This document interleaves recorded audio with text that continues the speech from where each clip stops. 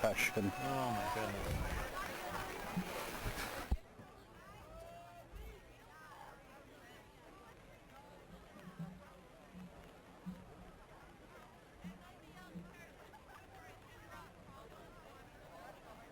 Ladies and gentlemen, will you please rise in respect for those at home and abroad who are preserving our freedoms as our national anthem is presented.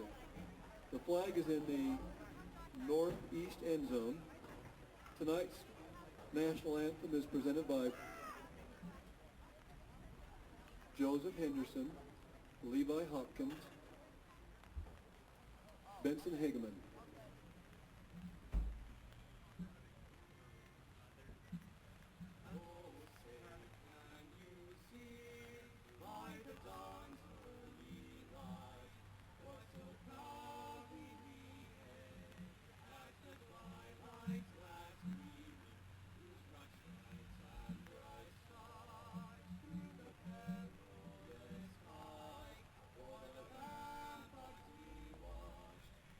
So gallantly streaming, and the rockets reckless, the bombs bursting in air, they flew through the night, that our flag was still there. Oh, say does that star-spangled banner yet wave o'er the land of the free, land of the free, and the home of the brave. America. Hello, everyone, and welcome to Ridgeline High School in Millville, Utah. Tonight, the 3AA playoffs begin. I'm Eric Olson along with Steve Baugh, and the Ridgeline Riverhawks play host to the Snow Canyon Warriors. Snow Canyon from way down south, St. George area, 6.5-hour bus ride on the way up here today to a nice, cool, rainy Millville. Yes, but this is a nice day. A little bit of rain here, but the field won't get muddy. Hey, they're just lucky that it's not snowing. You know, so many times we go to these playoff games and it's here in the valley and it's 25 degrees and may or may not be snowing already at the end of October. Why do they call it Snow Canyon? I don't know. It may be the only canyon it snows at. Maybe so. I haven't ever seen it snow down there. A lot of old people with white hair live in it. Okay. Maybe that's it, down at St. George. Well, Snow Canyon on the season 3-6, 1-4 in region play, and if you look at the scores, and we talked about it with the coaches. You look at the scores, and a lot of those losses were close. There were only a couple games that they lost by more than one score. So I think you need to be a little bit careful with Snow Canyon coming in here. Well, and of course that's why they play the games. Snow Canyon, I guess their biggest win of the year was probably against Cedar City. And that was only a 17-14 score, but they lost to most of the schools in their region. Yeah, they lost everybody but Cedar City. They came in as a sixth-place team. Well, and conversely, you could say about Ridgeline is that they're a better team than their record. But I don't know. It's a tough region with Stansbury and Tooele, and then Ridgeline finishing there third, tied with Bear River. Actually, Bear River ends up with that spot because they end up tied with them. And what are they, 2 scores away, Ridgeline, from winning this region? Yeah. They lost to Tooele in a game we did right here on the Valley Channel by a point late in a game that they controlled for the entire game, and then ended up losing to Stansbury, I believe, by 7 or 8. And so, you know, they're 2 scores away from probably being the number 1 team in this region. And then how things turn around, Bear River, who Ridgeline, we did that game, and they won by, Ridgeline beat them by a couple of touchdowns, 2 or 3 touchdowns. Then Bear River goes down to Stansbury, last game of the season, and upsets Stansbury. Crazy, isn't it? Yeah. So there ended up being all sorts of teams tied up for stuff there. But Tooele got beat by Stansbury, and Tooele beat Ridgeline and Bear River. And so it's been a tough region here for these teams, especially the top 4 in this region. And the winner tonight goes down south. Doesn't matter whether it's Snow Canyon or if it's Ridgeline. They're playing down south in St. George next week. Is it Desert Hills that drew the bye? Yes. So one of these teams will get Desert Hills down south. Yeah. So either way, and you really don't know how good the region is down there. Everybody's talked about Desert Hills and a couple of those teams down there, and oh, how great and wonderful they are, but how good is that region? Who have they really played? We know who Ridgeline has played. We know what this region's like up here. We saw the teams outside the region Ridgeline have played, and it's just easier to play opponents that are a known quantity, at least for those of us way up here in the north. You know, down there, down south, we don't know as much about what goes on down there. And so that just makes it all that much more interesting, doesn't it? Well, there's no teams in 3AA that are anywhere in between in the state. No. It's really north versus south in these playoff games.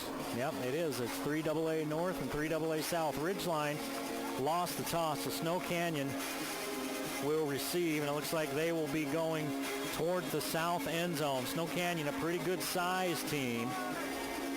We know Ridgeline's got some size as well, but I'm looking at some of those linemen for Snow Canyon. They'd like to throw the ball around a little, and they've got some linemen that maybe can protect that quarterback. Well, they've got the gold helmets.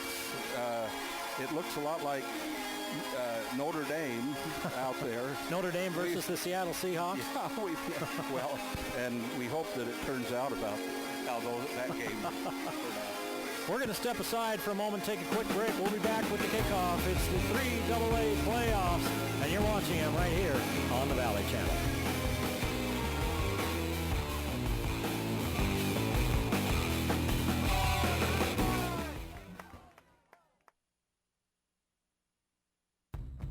People used to ask, "Where's the beef?" and Wendy's always had the answer. But now, Where's the beef? means something different because some use beef frozen from as far away as Australia. What's wrong with Australia? But if you ask Wendy's, the juiciest hamburgers are made with beef raised Right here. to get here so fast it never needs to be frozen, unlike some other guys. Funny that beef from close by makes Dave's single and double so deliciously different. Score one for the guys without cool accents. Kind of a wet gray day here in Millville on the campus of Ridgeline High School. First-year high school.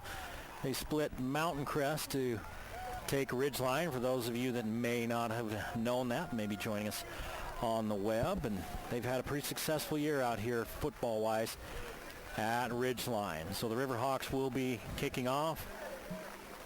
And we'll see Snow Canyon first on offense.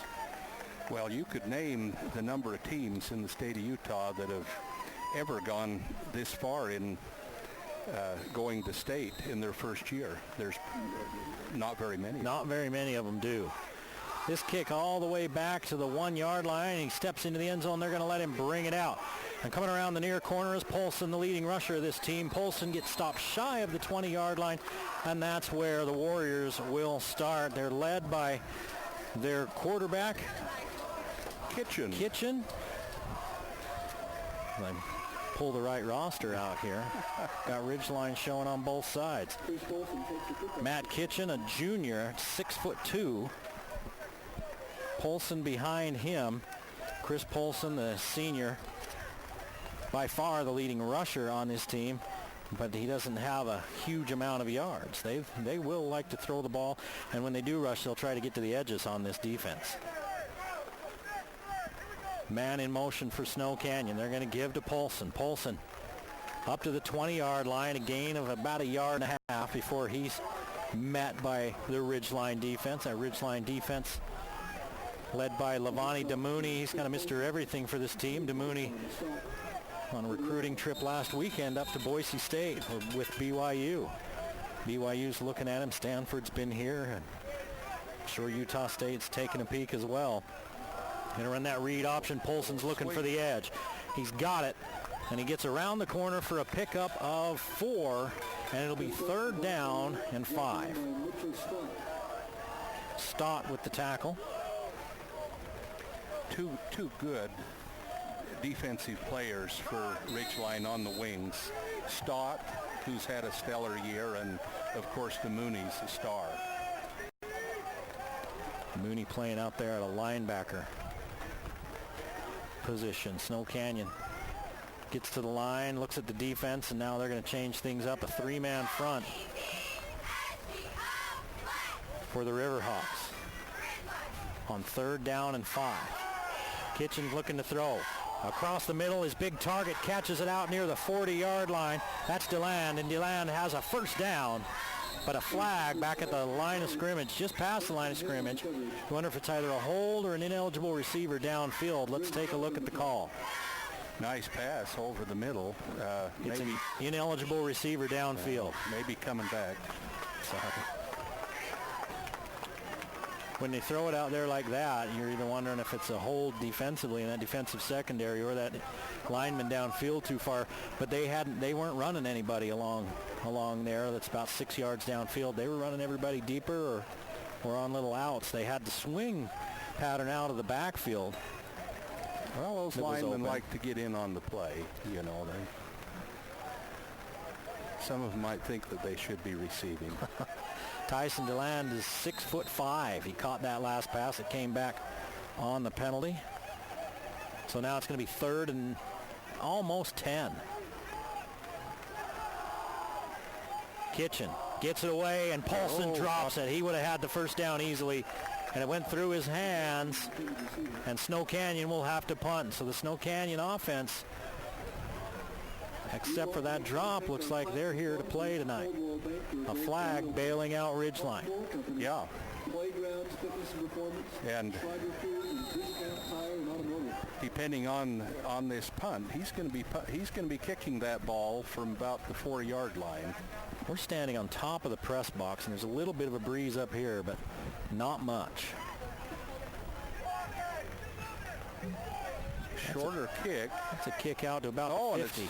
Takes a bounce for Ridgeline, and it's finally killed at about the 46-yard line. Now 46 where they're going to finally place it. So that's a good short field for the Riverhawks. Yep. That's a good start for them. That would have been a good run back to that point. So Peyton Thomas, the quarterback, will start under center. He's got Pope as the fullback, and the tailback is DeMooney.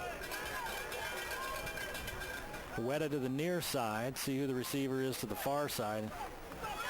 It looks like it's Oakton. They're going to give it to the first man through, and that's Pope, and Pope picks up a yard. Trying to catch him with the quick hitter. The Snow Canyon was ready. Snow Canyon's defense led by Webster. He's got 88.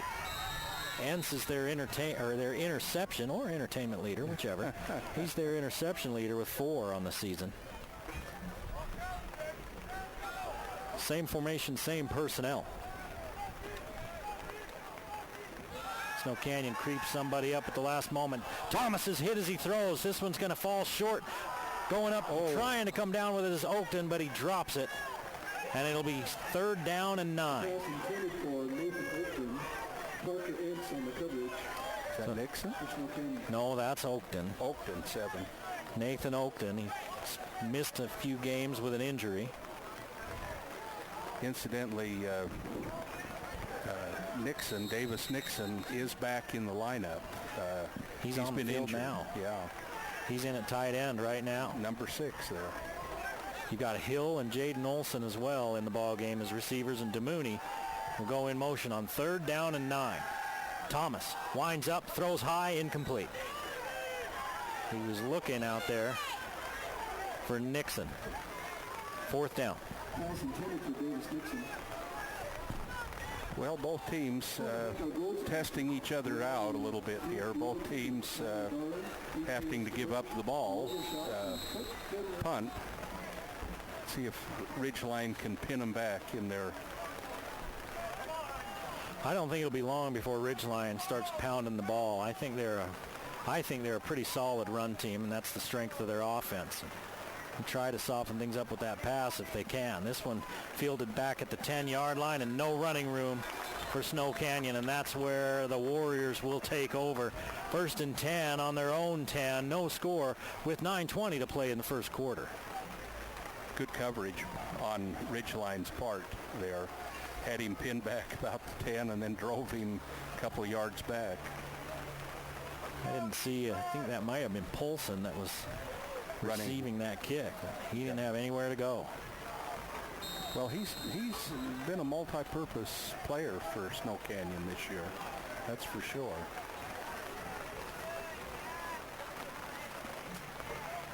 Kitchen keeps it. They run the draw or the read option, and then they pitch off of it. And boy, right at the last second, Thomas came up to help tackle, and his own teammate knocked him silly. My goodness. Did you see that? 35, I think that was Pope. Really came across and lowered the boom. He hit Thomas right in the face. Oh. And Thomas was a little woozy getting up. Gain of 3. Well, the cobwebs are out now. He's feeling pretty good now. There's the fly sweep. Oh. And a flag comes in late. A big tackle out there as Nowatzki really blown up. Let's see the flag. He's going to be 3 yards shy of the first down. We also want to thank our Silvers. And it's a hold on Snow Canyon, so that'll back him up half the distance to the goal. And make it second down again. That's going to back him up all the way inside the 10-yard line down to the 9. So it'll be second down and 12 as the rain starts to pick up. It's not really all that cold, but the rain stayed away most of the pregame, and just right before kickoff it started. Kitchen on what looks like a broken play is looking for the edge. Kitchen in big trouble. Down he goes. And he loses 4 yards. That was a broken play because he looked like he was rolling out to pass, but there were no receivers downfield. He had a man coming in motion that acted like he thought he was going to get the ball. Kitchen didn't give it to him, and there was nothing there. Third down and 14. And that 15. Rain is raining pretty hard. Maybe Kitchen was a little bit worried he wasn't able to get that ball to the fly sweep man. 4 wide receivers, 5 out in the pattern. Here's the ball across the middle. It's tipped, and it came out of Kitchen's hand. Already wobbly. It didn't get all the way there, and Snow Canyon, I think, is fortunate that that one didn't get picked off. So the Warriors will have to punt again, this time from their own end zone. And Ridgeline looks to have good field position with 7:50 to play in the first period. 3 and out. 3 possessions, 2 for Snow Canyon, 1 for Ridgeline, both 3 and out. Cody Olson back as the lone return man here on this punt. Oh, he's right on the edge of the goal line, or end zone. Oh, good kick. Yeah, good kick. Drives Olson back to the 50. He hauls it in at the 50 and straight down the sideline. Olson's fast if he gets loose, and they say he stepped out of bounds. And he says, no, I did not, but we're too far away to see. And there's a flag back at the 34-yard line. They're going to say he stepped out of bounds at the 30. And the flag's up at about the 30, between the 33 and the 34-yard line. Well, they've got all 4 officials deliberating here to see what the call's going to be. Cody Olson keeps shrugging his shoulders and hold his hands up like, are you kidding me? I didn't step out of bounds. And of course, we're way too far away to see. There's too many people between us and there to really get a good look. Okay, let's see what the indication is. That's an illegal block in the back. And that's going to be on Ridgeline, and that's going to back the Riverhawks up 10 yards, and that's their first penalty of the game. More penalty yardage than actual yardage so far in this game. We've only played not quite 5 minutes. Both teams throwing the ball a lot, so the clock stopped a bunch. I wouldn't be surprised to see a liberal dose of Demooney on this possession for Ridgeline. And here he is with his first carry. Stretches forward for a yard. Coming off the edge and making the tackle from the backside was Spencer Snow. Yeah, I go along with what you're saying, Eric. I can see Ridgeline wanting to run that ball, see if they can impose their will on Snow Canyon with the run. You got two receivers to this side. Now Olson's in. DeMooney's a fullback. See if they come towards us with this and just try to flood the edge with more blockers than defenders. Instead, they're going to go right up the middle. Olson gains in a yard. No, I don't think he even gained that. And down he goes. Back to the line of scrimmage. That was it. Third down for Ridgeline. Snow Canyon lineman a little bit slow getting up there. That's Jaden Lacayo. Getting a little help getting off the field. Listed as 6 feet tall, and her weight's not on here, but he looks like he's in the mid-200s. No, yeah. Good-sized kid. Big kid. So 3rd and 9. Two Olsons split wide to the near side, 3 receivers to the far side. There's Cody Olson in motion to the far side. Thomas is going to roll that way. Thomas has time, unloads, and it's right through the hands of his receiver. The intended receiver, Hill, had the first down, had everything except for the football. Yeah. And Thomas starts this game 0 for 3, and Ridgeline is 0 for 2 on 3rd downs, just like Snow Canyon. Yeah. Defensive game so far. And the thing Ridgeline has going for them is field position. Yeah. Chance here to pin them back again. Pin Snow Canyon back again. It's Wallentyne standing in his own 42. Low line drive kick might be a chance at a return here, but they're going to let it roll into the end zone. And Seth Smith says, thank you very much. We'll take this one out to the 20. And it ends up only being a 22-yard punt. Yeah, yeah. That ball started out, it looked like it might be hooking toward the sideline, get them back in the coffin corner, but then those balls do funny things. That football. Well, you know, pigs are shaped funny, and pigs bounce weird directions too when you drop them. I imagine they do. Just like a football made out of pigskin. That's right. Kitchen with a man in motion. Read option again. They give it to Polson, and Polson back to the line of scrimmage and nothing else. DeMooney drove him back. And Polson, is that 6, Polson? Yeah. He's a little slow getting up. He's not big. He's 5'9". And DeMooney is considerably bigger than that. And now somebody's sitting on the turf. That's Polson for Snow Canyon. He's holding his knee. That'd be a big loss for Polson, their leading rusher.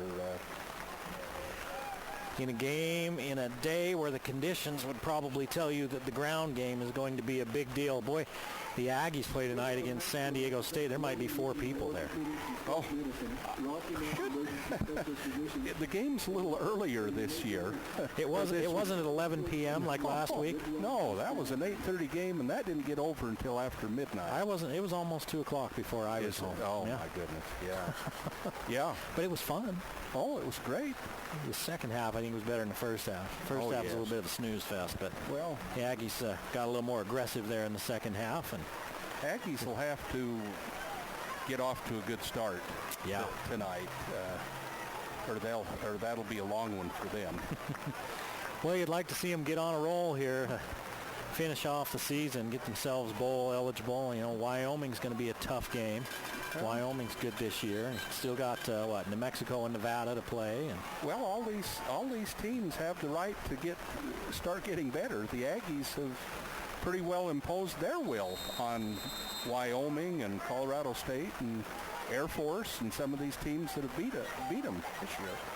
They just couldn't finish off the games is what happened. They had second half leads in a lot of them. Here's the end around. Like that little fly sweep. That ball is loose. Who's got it? I thought he was down before it came out of there. Who's got it? Ridgeline saying they do. And we got to wait for the men in stripes because they've got the final say. It is Ridgeline ball. So the carry by Anderson picks up 4, and then down he goes. And he coughs up the football, and Ridgeline has a short field now. a shorter field. They down about the 25. Mitchell Scott, the ball picked up by Benson Hill. Benson Hill with the recovery. The ball's right on the 25-yard line on the right hash. Mitchell Stott caused that fumble over there. Weta and Oakton split to this side. DeMooney and Olson in the backfield. Thomas looks at the defense. And there are 9 guys in the box for Snow Canyon. 9 guys within 5 yards of the line of scrimmage. They're going to give it to DeMooney. Oh, he's breaking loose. DeMooney running through all 9 of them down to the 10, 15-yard line, and it's a first down for the Riverhawks. 11 yards for DeMooney. 9 guys in the box, and that time it didn't matter. No, he had some good blocking, and that's 2 formidable backs that have picked up quite a few yards for Ridgeline this year, with Olson and DeMooney back there as a tandem.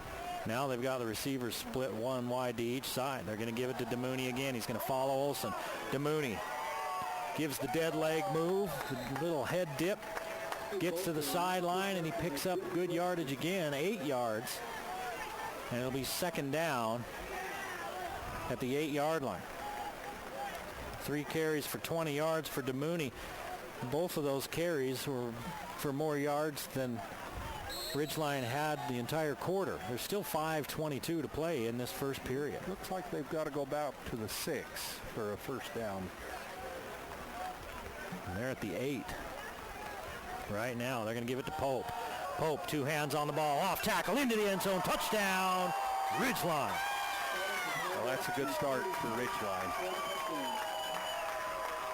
Pope from 8 yards out, pardon me. Yeah, 8 yards out.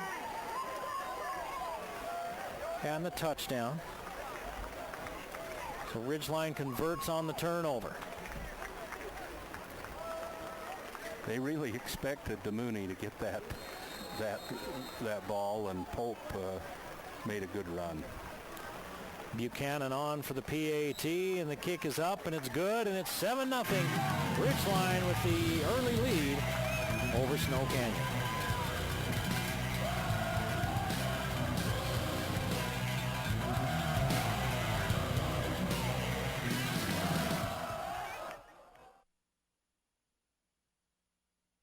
In Utah, nothing is greater than our liberty.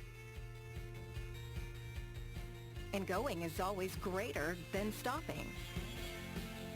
So when we look for an emergency room, we don't just want one we can trust. We want one we can trust to respect our time.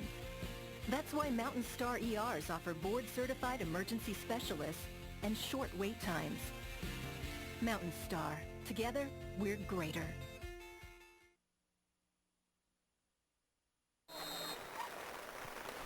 Back at Ridgeline High School, Eric Olson along with Steve Baugh at 7-0 Ridgeline. This one taken right at the 1-yard line. Is that Polson in there? Nope, that's 9 and not 6. Polson left with a knee injury earlier. That's Seth Smith, who takes it out to the 20-yard line, just shy of the 20-yard line. And that's where Snow Canyon will take over, trailing by a touchdown. Was Smith the one that fumbled on that last possession? No, that was Anderson. That was Anderson that came in for Snow Canyon. A wet day here in Millville. Started out wet, cleared off, and now it's wet again. Raining pretty steady. And we've seen one fumble as Kitchen back to pass. Has his man, Nowatzki, and Nowatzki picks up 4. First completion for Snow Canyon. I think Ridgeline's still looking for their first complete pass. That's the thing about this field turf. It doesn't get messy. No. Not messy and muddy. They can't blame that on the field conditions. 2nd and 6. Oh, taken down pretty close to the line of scrimmage. Yeah. Webster picks up another couple of yards, and it's 3rd down and 3. Webster's one of their leading rushers this year as well. 0 for 2 0 for 2 on third down so far and a turnover for Snow Canyon. Ridgeline hasn't converted a third down either. They didn't get into a third down situation on their last drive. Webster in the backfield with Kitchen. Here comes Nowatzki. They can't decide who wants it. Ball's free. Ridgeline looks like they have it. Let's see. There were 2 Ridgeline players there and 1 Snow Canyon player there, and the 1 Snow Canyon player got on top of it. Boy, he tried to hand that off, and the running back didn't want it, and then he didn't want it. And if you're going to run the read option, somebody's got to take it. You're right. Oh, when you're a coach, you look at that and go, are you kidding me? So yeah, this is the 10th game of the season for Snow Canyon. Some of those mistakes. Of course, they've got a little bit of a change in their backfield. Right. They had an injury. Just going to say they've got Polson out, and he's the guy that usually carries the football for this team. Punt away, high kick. Boy, that one backs the receiver way up, back to the 23-yard line, and that's where Cody Olson takes it. Oh, my goodness. Great kick. 25-50. That was a 50-yard kick. Looking at the flagpole, and the flagpole's pretty still over there. He did that all on his own. Yeah. No wind factor to help him that much. That was a great punt. And he flips the field position with that punt. Ridgeline has been on the Snow Canyon side of the field this entire quarter, and that flips that field position. See what Snow Canyon can do about it defensively. Once again, 8 men up in the box. Thomas is going to keep it. Thomas puts his head down, finds an opening, squirts through for a gain of 5.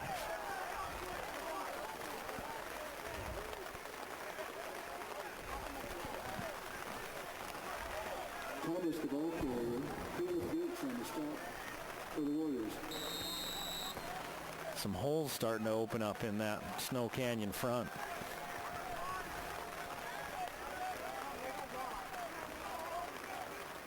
They're giving DeMooney a rest on this possession. That time Thomas followed Pope and Olson and ran into a brick wall. He gains a yard before he's pushed backwards. Third down and about 4. Looks like Cody Olson got bumped a little bit. He's coming out, was a little shaken up.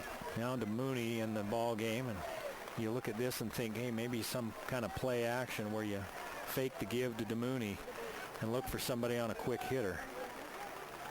He might be on to something. Let's see. Has Pope in the backfield with DeMooney and Thomas. They're going to give it to DeMooney. DeMooney racing to the edge. Lots of Warriors there. DeMooney spins off him, and he's going to be stopped about 1.5 yards shy of the first down. 2 yards for DeMooney. It's 4th down and 1. I think you punt it here, don't you, Steve? I think you about have to. DeMooney spun, did about everything he could. He had a host of tacklers that he would have had to defeat there. Well, there were a lot of Warriors out there waiting for him on the edge. So now Wallentine with a chance to show what he can do. Good snap, good catch. Oh, good low kick. Pretty good distance on it. It is returnable. A couple of blocks made out there and a short return by Seth Smith. But pretty good field position. Best of the game by far for Snow Canyon out near the 40-yard line. 1:11 to play in the first period. Snow Canyon trails Ridgeline in the first round of the 3AA playoffs, 7-0. Good start, first quarter for Ridgeline, getting that early touchdown. That gives them some confidence. We've mentioned it before, but Snow Canyon's got a pretty good-sized line. Yeah, they really do. Kitchen's got Polson in the backfield with him. Polson's back. He left holding his knee earlier. He's back into the ball game now. And on this carry, he picks up 5 yards. Best run of the night for any of the Warriors. 4 carries, 10 yards for Polson. He got half of them on that carry.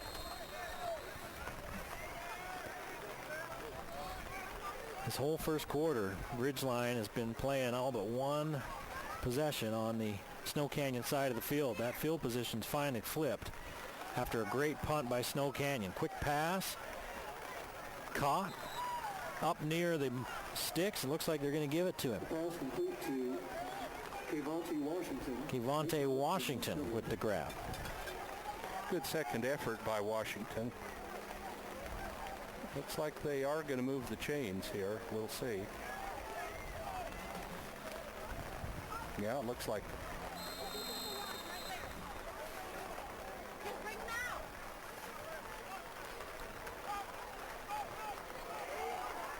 They're going to give it to Polson, and Polson, boy, you saw him bracing for impact even before he got to the line, didn't you? Oh. He gets back to the line of scrimmage, and that's it.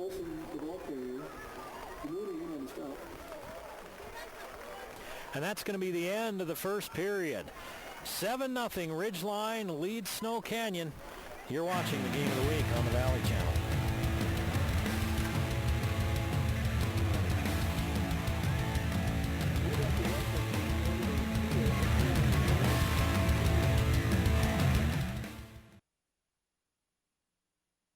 The more you learn about your insurance, the more gaps you may find. Like how you think you have coverage for this when you only have coverage for this. That's not homework. Talk to farmers and see what gaps could be hiding in your coverage. We are farmers. Bum, bum, bum, bum, bum, bum. Give us a call at 752-9493. You'll be glad you did.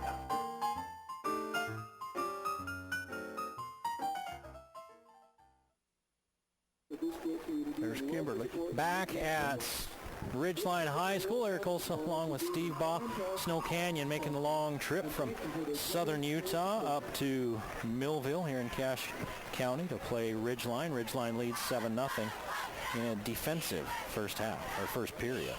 Yeah, it has been a defensive first half. Ridgeline with the one time in the game where they had started their possession inside the 25-yard line and moved it right in for a touchdown. The turnover's been the difference so far in this one. As you just mentioned, Snow Canyon coughing it up deep in their own territory and Ridgeline making them pay. Snow Canyon out at midfield now. Kitchen looking to throw. Has a man.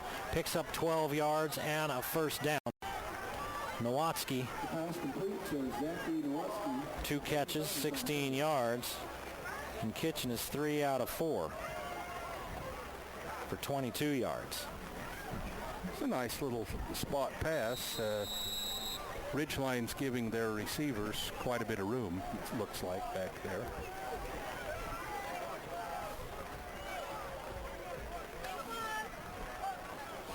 Kitchen with 4 wide receivers. He's got a man in the backfield. That's Polson. Hands it off to Polson. Now all of a sudden, Ridgeline moving the ball, or excuse me, Snow Canyon, Skyline, Snow Canyon, Skyview, Ridgeline, Tamada, 6 yards for Polson. Post the ball carrier, Walentine and Pope on the stop for their one. Walentine and Pope get in there for the tackle.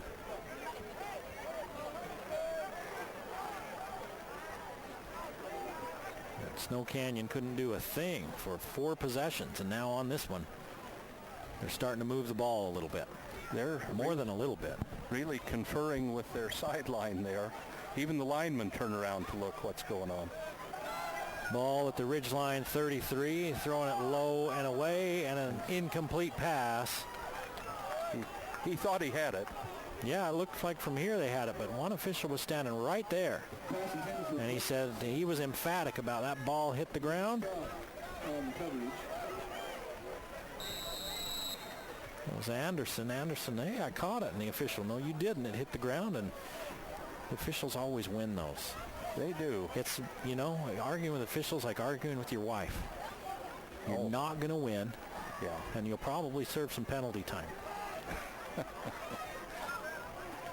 I won't comment on that one. Oh, okay. Okay. DeMooney looks like he's coming off the edge. They're sending people after Kitchen. Down he goes. Mitchell Stott was in there along with a couple other Riverhawks on 3rd down and 5. It's a 12-yard sack Oh, they were all coming that time. In first on the play to get Matthew Kitchen. He had no time.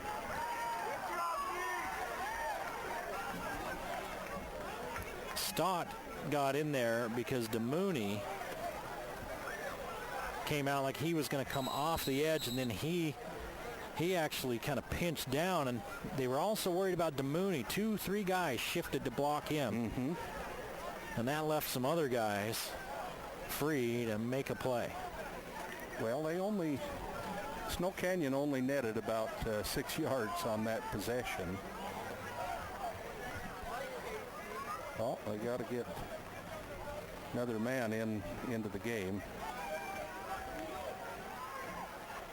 Booming kick by Snow Canyon last time. Another one. This could Pretty go good in as the well. end zone. Yeah, Olson signals fair catch and then acts as a decoy, and this one ends up, like you said, in the end zone. So it's a 44-yard kick minus the touchback. It ends up only being 24 yards, but he actually, they count it from the line of scrimmage, but man, they ought to count that punt yardage from back where they kick it. Well, and yeah, that Snow Canyon kicker has great hang time on that ball.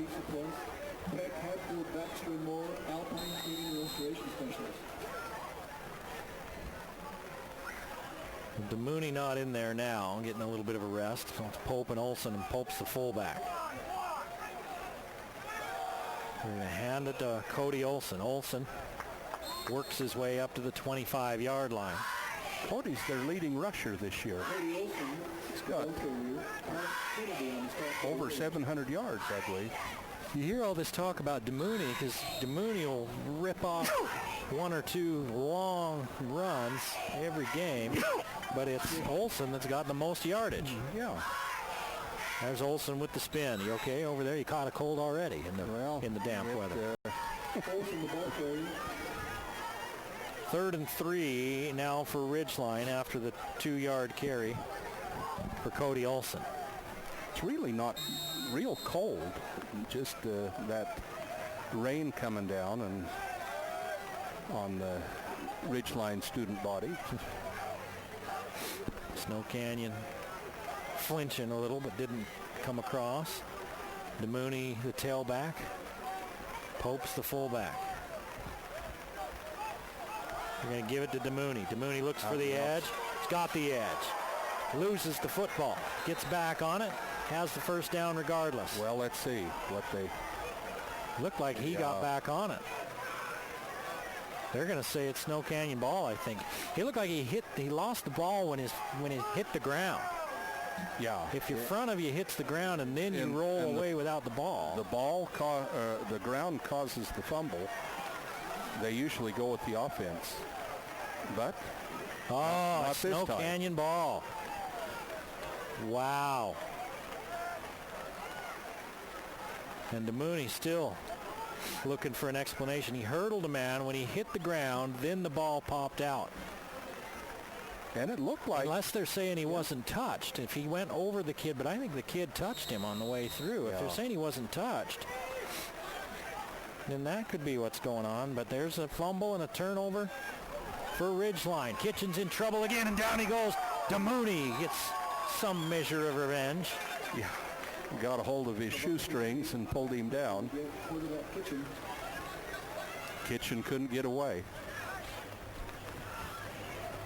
Well, you look at DeMooney. He knows where the kitchen is. Oh, wordplay. That's a pretty good one. Wordplay.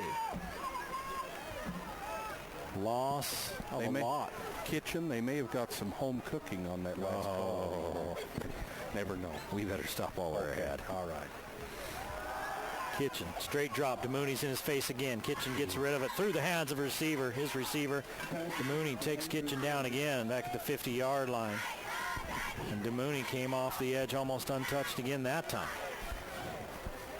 Snow Canyon may go to the officials and say, look, if he fumbles again, just let him have it. Because that just made him mad. Yeah, that stirred him up a little bit. Now they're going to swap DeMooney to the other side.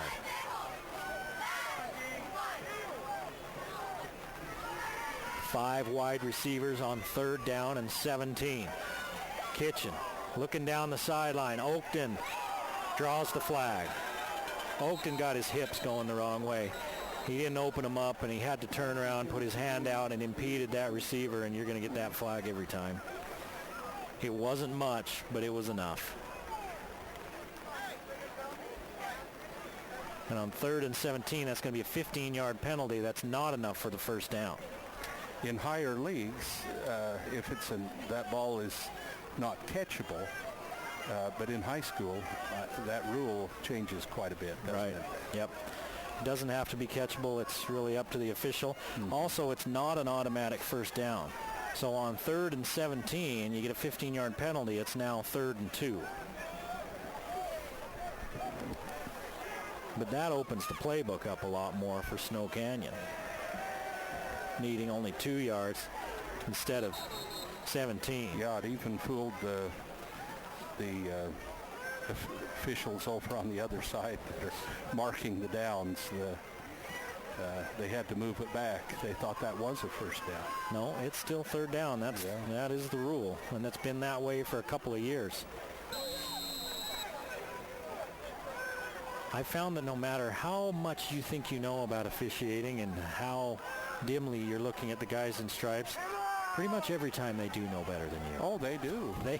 Those guys go through a lot of training. You may not agree with every call, but they know what they're talking about, and they know what they're doing, those guys in stripes. Here's Polson. Got the first down and more as he's down to the 21-yard line, a 4-yard gain and a first down.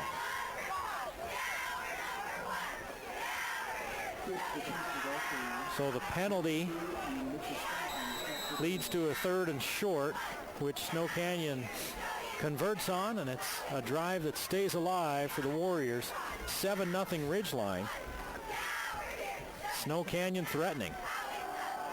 Kitchen going up top, going against Oakton. Ball hits the ground. Now, I'll tell you what happened there. That should be offensive pass interference because the offensive player pushed off of Oakton. Oakton turned for it, and the offensive player put his hands right in the back of Oakton and pushed him out of the way. If they call that on the defense, then they missed it. Well, it looks like they're calling it on the defense. That's what I say. You may not always agree with the calls, but they know they know their rules. Yeah, they're always get the last say, don't they? Yep. We had a great look at it from up here, where that receiver pushed off. He put his hand right on Oakton's back, wrapped around him, and shoved him out of the way as Oakton was trying to turn around. And Snow Canyon gets a break. 2 big penalties on this drive after the DeMooney turnover. They looked like they had the ball carrier stopped for a loss, and somehow Anderson gains a yard. Breckin Anderson, the ball carrier. Just about got him right in 5 yards deep in the backfield. 3 penalties for 40 yards on Ridgeline. Snow Canyon has 2 for 25. 7.5 to play in the first half. 7-0 Ridgeline. And Snow Canyon looking to tie things up. They're at the 10-yard line. They can get a first down at the 1. Kitchen follows Polson looking for the edge. No room. Down he goes. He loses 2. Fia, the nose guard, Mason Fia, just followed that play. Caught him from behind. That one looked like it may open up into a gainer for Kitchen, but the defense got to the edge in a hurry. Under 7 minutes to play now in the first half. And it's 3rd and 11. Back at the 12-yard line. Kitchen looking at a blitz. Fires away. Intercepted. And there's a lot of running room out in front. Thomas is loose. He's got a convoy, and he's going to score. No flag. Now there's one. Oh, are they going to call a... Yeah, they always call that. Thomas flips into the end zone. That's an unsportsmanlike conduct penalty, but the touchdown counts. And that is a 90-plus yard pretty close to touchdown. Interception return for a touchdown. You think that must have been a little mix-up on with their receiver. There. Well, he had a guy underneath that he overthrew. He was under a little bit of pressure. And Thomas was right there. Yeah, and he just overthrew the underneath man, and it went right to Thomas. So that's going to be an unsportsmanlike conduct penalty on Thomas. So touchdown's good. Looks like they'll apply that penalty, on the kickoff? Usually, yep. What a turn of events here at Ridgeline High School. Snow Canyon had 3rd and 11. They were on their way either in for the tying touchdown or for a field goal to cut into the Ridgeline lead. Instead, it's a pick six, and Ridgeline leads this one 14-0 with 6:29 to play in the first half. You're watching the Game of the Week on the Valley Channel.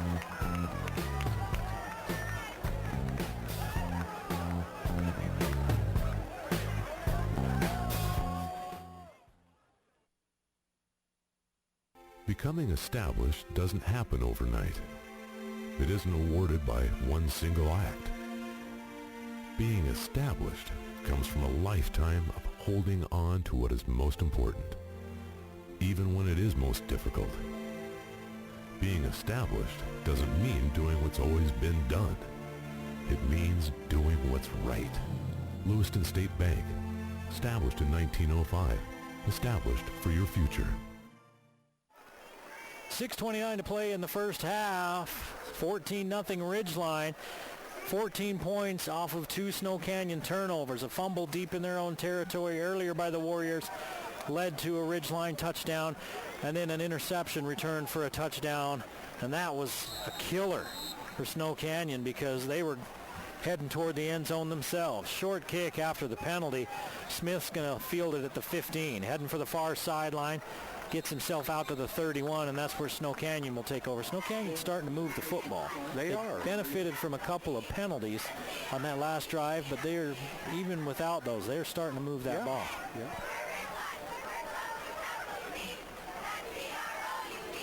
Yeah. And that was demoralizing.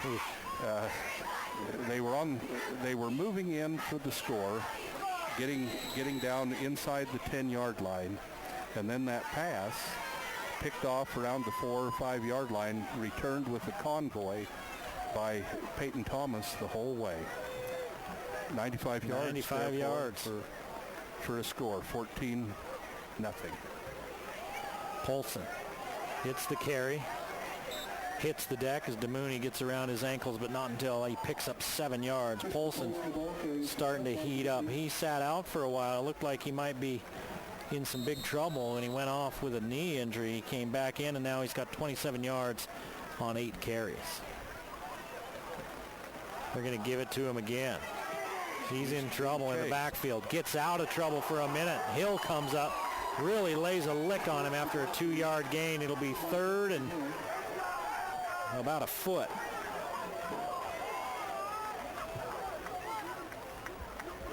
Yeah, Benson Hill got a pretty good pop there on him. 5.5 to play in the first half. 14-0 Ridgeline. Snow Canyon with 3rd and less than a yard. Boy, I don't think he got it. He put his head down, tried to burrow into that line. He needed the 40, and he didn't get the 40. That's Polson. It's 4th down. It's less than a yard. Are you in a spot, Steve, where you go for it on your own half of the field with less than a yard? Do you risk it down 14-0 with 5 minutes to play in the half? Well, that's up to their coach. They've come a long ways to play conservative. However, that could give up one more score, which could just be a killer. It looks like they're going to punt. It's a long ride home. Or it appears they're going to punt. Yeah. It's a long ride home that gets a lot longer if you lose. Well. Timeout. Yeah, Snow Canyon was going to run that right down, all the way down, and then call timeout. I was looking at the coach out there, and he was talking to the side judge the whole time about it, what he was going to do. Please remember to look into your announcements for the stickers that indicate you are the winner. And now their head coach, Coach Entz, he's got something to say to the white hat. He's out there talking to him about something. He started talking to one of the other officials, and he pointed toward the referee and said, "Go talk to him. Talk to the guy in the white hat." What is it, Esplin? Is that how their head coach? Yep, Michael Esplin. Nice little interview before the game with... You know, all these coaches are pretty accommodating. There's a few coaches that don't like it, and they do it anyway. You can tell they don't like it. They'll tell you they don't like it. It's not the interview they mind. They just don't like TV and to talk on the TV. And there's a couple that'll kind of run away from look us. at this. They're going to fake it, and they're going to get it with room to spare. Little end around on 4th and 1. They pick up 6. So the trickeration by Snow Canyon. Brooks Sampson picks up the first down on 4th and 1. Well, that's a play where you look like a genius, don't you, as a coach, if you pick up the first down, and maybe a few goat horns if you don't. 3 receivers to the far side, 1 split wide to this side. It's Washington to the near side. Kitchen with Sampson or Polson back in to help him out, and Kitchen again. This one gets away from him. That's what happened on the one that was picked. It sails over the head of Sampson. Second down. Yeah. Just needs to get the nose of that ball down just a little bit, but he might be a little nervous after that last pick. Pick 6. Yeah. That's the worst kind of pick. Yeah. 2nd and 10. Oh. And a flag, and they're going to call procedure on Snow Canyon.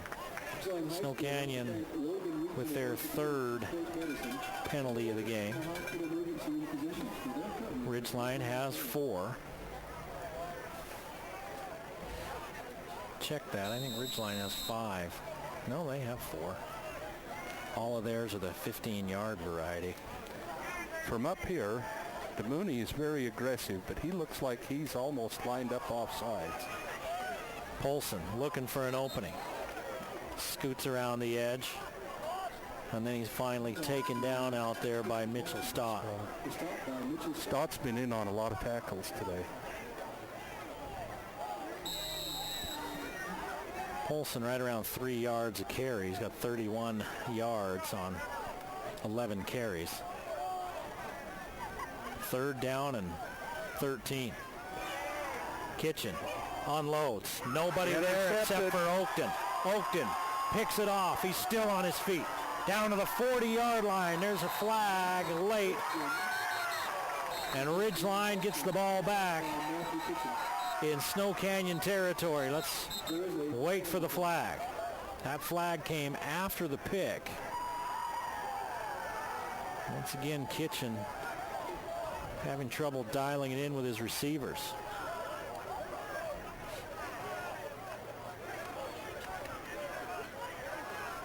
With 3:47 to play and a 14-0 Ridgeline lead. That interception sets him up in Snow Canyon territory. It'll be a little bit worse field position after that illegal block in the back call.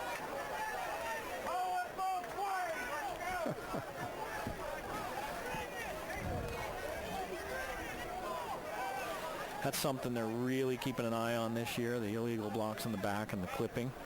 Well, they've eliminated it in that zone where they used to let it. Yeah. And they're pretty protective of the old noggin, the head. Should be. Yeah.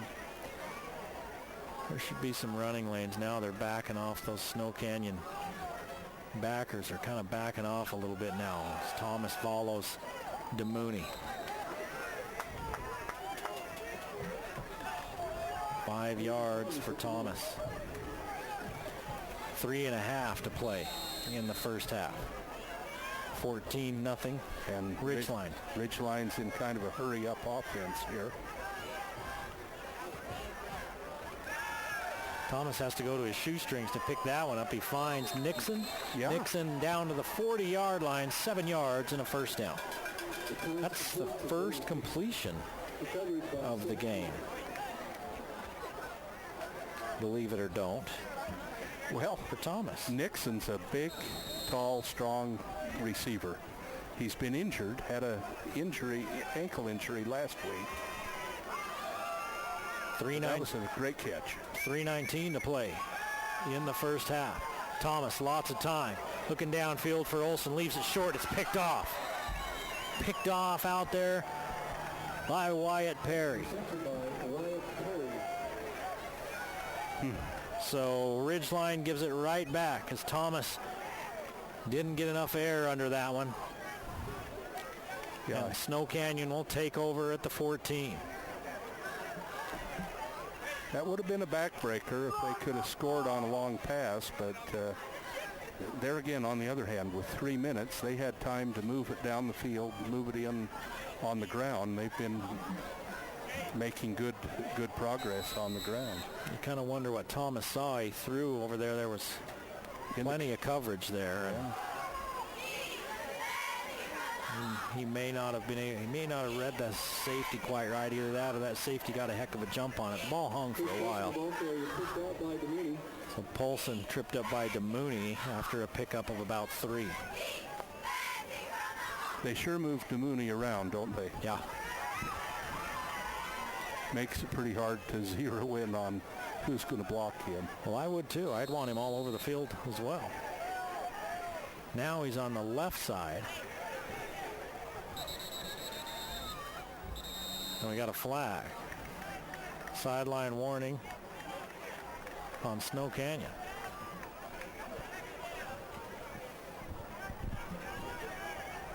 So no penalty, it's just a warning.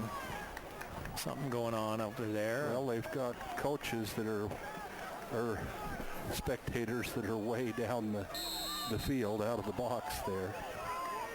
Maybe that official's heard about enough from that sideline. They're going to run that fly sweep. Oh. And who's there? It's stopped. He broke through that block and made a nice tackle. Loses 3 yards, does Anderson. And now it's going to be 3rd down. 2 of 6 on 3rd downs. A couple of those. You can have a few. So not great 3rd down production for Snow Canyon. Kitchen rolls out, has some running room.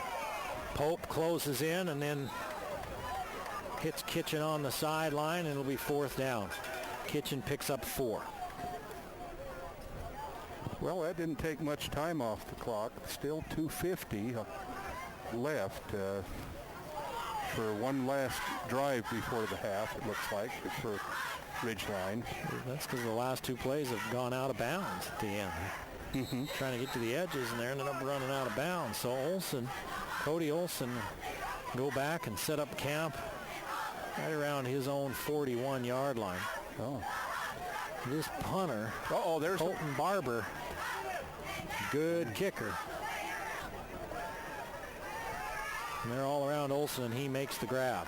What'd you see down there? That ball came back.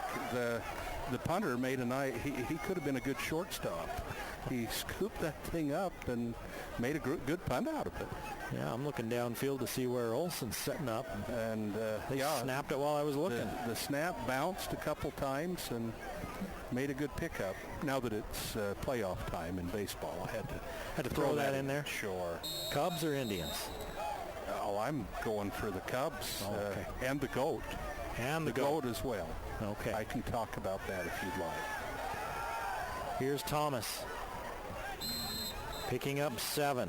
What about the GOAT? Mrs. What's-her-name's GOAT? No, this was... The GOAT that started the fire? Well, it could have been that same GOAT. But they wouldn't let the guy in. He paid for a ticket. He was an owner of a bar in Chicago. I'll have to continue this in a minute. 2nd down and 3. Clock runs with 2:15 to play. 14-0 Ridgeline. Ridgeline with the ball. Thomas looks downfield. In trouble now. Going back the other way has Oakton. Oakton gets away. Oakton down the sideline and steps out of bounds. They set at the 30-yard line. So 26 yards, Thomas to Oakton.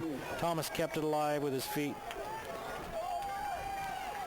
He did a great job shuffling back there and found Oakton down the sideline on the far side. 5 wide receivers for Ridgeline, looking to get a score before the half. Ridgeline gets the ball to start the second half as well. 2 yards for Thomas. And you're chuckling over there because he really took a wallop. Yeah, he paid for that one a little bit. They were mad at him for evading him last time.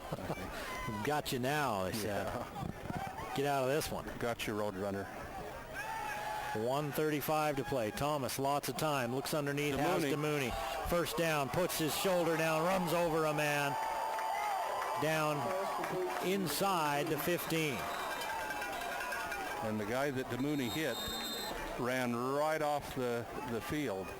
He took a pretty good blow in the shoulder, it looks like. 15 yards and a first down.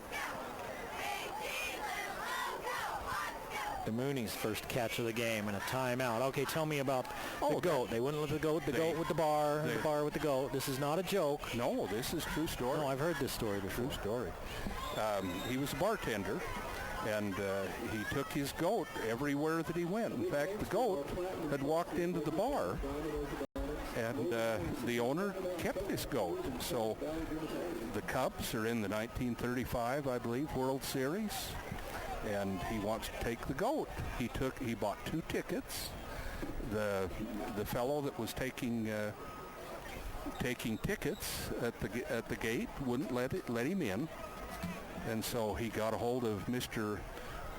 Wrigley, who's the owner of the Cubs. Mr. Wrigley says, let the owner in, but don't let the goat in. Uh-oh. And so there's the curse. The curse of the goat. Curse. That's right. I'm thinking of the San Francisco fire with Miss What's-Her-Name's cow or whatever. Well, that was in Chicago. Was that Chicago? Yeah. Okay. Here's Thomas looking for Cody Olson. Just really looking for any port in a storm, and he just chucks that one away. Incomplete. Second down. 1:24 to play in the first half. 14-0 Ridgeline. Turnovers have been the story here. All 14 of Ridgeline's points have come from turnovers. They're knocking on the door again here. Fumble deep in their own territory by Snow Canyon, and then a interception returned for a touchdown by Thomas. Here's Thomas looking for DeMooney. He's got it. Nice. Flag in the backfield. Let's see the call first. Whether it's a hold, it is. It's coming back. That was a nice grab by DeMooney. Terrific catch. Now it's going to back him up to about the 27-yard line. It'll make it second down and a long way. So Ridgeline, that's one thing. And we can hear down below us the Ridgeline fans are starting to give it to the officials. That's 6 penalties now on Ridgeline in this first half. Yeah, I think we've all heard the let's call it both ways type thing. There's only one penalty that they've called that I questioned, and that was the one. That was the pass interference in the end zone on Ridgeline. Everything else has looked like it's been on the up and up. Thomas, a lot of time again. Now the pocket breaks down and he gets out of trouble. DeMooney underneath. Instead, he's going to go out there to Hill. Hill has it bounce out of his hands and fall incomplete. Third down. Ball's on the 28-yard line. They've got to get it down to the 4. That was really a jump ball down there. Threw into 3 defenders, and Hill went up for it, but Thomas got a little bit greedy. He had DeMooney underneath. He had DeMooney underneath at about the 18-yard line, and with nothing but a little cornerback between him and the end zone. And of course Thomas I've been watching him all season. He looks like a consummate quarterback to me, and he wants to make that big play. So he's looking downfield and thinking, yeah, I can get that one in here. So that's a quarterback mentality, isn't it? Well, you were a quarterback. Is that quarterback mentality? If I had somebody like DeMooney, I think I would have thrown to him. But Thomas, he's thrown for, 1,500 yards or so. We probably won't criticize him too much. I'm going to say you don't get to that yardage by dinking and dunking, right? No, and you don't get to the state playoffs with too many bad games. I think he's got about 13 touchdowns to his credit throwing this year and only about 3 interceptions. So Weta, DeMooney, and Nixon to the near side. 2 wide receivers to the far side, and they're going to bring one of them this way. That's Cody Olson. So they're going to flood this zone. Mooney stays in and blocks. Oh, Thomas was hit hard. Just as he got rid of it, it would have been well short of a first down. And Snow Canyon loved that hit. Boy, they were hooting and hollering about that one. Yeah. Thomas took a wallop right in the gut. 1:03 to play in the half. 14-0 Ridgeline. 4th and long. Do you kick or just go for it? Well, they might. Do you try a field goal? That's a long field goal, but maybe they've got. Yeah, looks like they're going to try it. That's 45 yards. It's a long high school field goal with a left-footed kicker.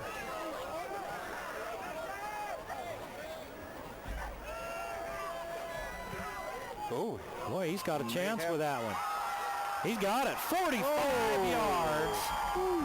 And it's a 17-0 lead for Ridgeline with 56 seconds to play in the first half. You're watching the Game of the Week.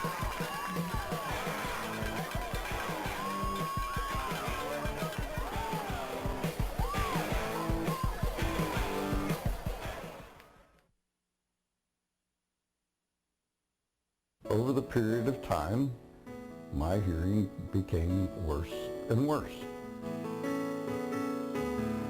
Over the course of the years, I developed hearing loss, and I would not be able to hear my employees talk to me sometimes. For Paul Day's and Cache Valley's integrity, his character, his background, his equipment, I would recommend him to anyone for a hearing aid specialist. The kickoff rolls down to about the 5-yard line where it's picked up by Washington and returned out near the 30-yard line. 17-0.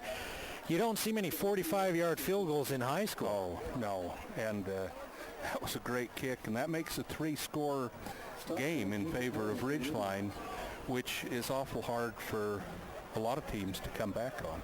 Less than a minute to play here in the first half. The rain has stopped, by the way. Yeah, you look to the west, and it almost looks a little bright. See if that sun peeks through before it's all said and done. Kitchen. Now they're going to have to start throwing the ball around a little. Kitchen does just that. Oakton misses the initial tackle and then makes it. He didn't get out of bounds, so that clock, well, is there a timeout? That was Sampson down there. No, they're going to move the chains. It stops on the first down. They'll move the chains and set the ball and then start it again. Start it again. Here we go. 39 seconds. Kitchen again has time. Unloads. Downfield. They're going at Oakton again. And it's incomplete. They were looking for Sampson again. Pass intended for Rick Sampson. Nathan Oakton in coverage. 4 of 7 for Kitchen. They look like they've kind of picked on Oakton a little bit, but he intercepted the last time they were trying that. So they haven't. They've thrown to the offense's right most of the time. They haven't thrown left much.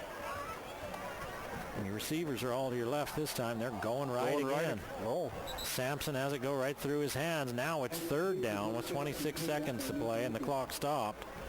3rd and 10. And Kitchen has just been just a little off. You know, with his, needs a little more aiming fluid, I guess. He's taken a couple of big hits, and it makes you wonder if that's kind of... If he's a little jumpy. Yeah. But that one did, in fairness to him, go right through the receiver's hands. That was more the receiver than Kitchen. Kitchen put a little high, but not a lot, so. 3rd and 10. Kitchen unloads. That time he put it right on his man, Sampson. And it's 11 yards and a first down, and the clock stops.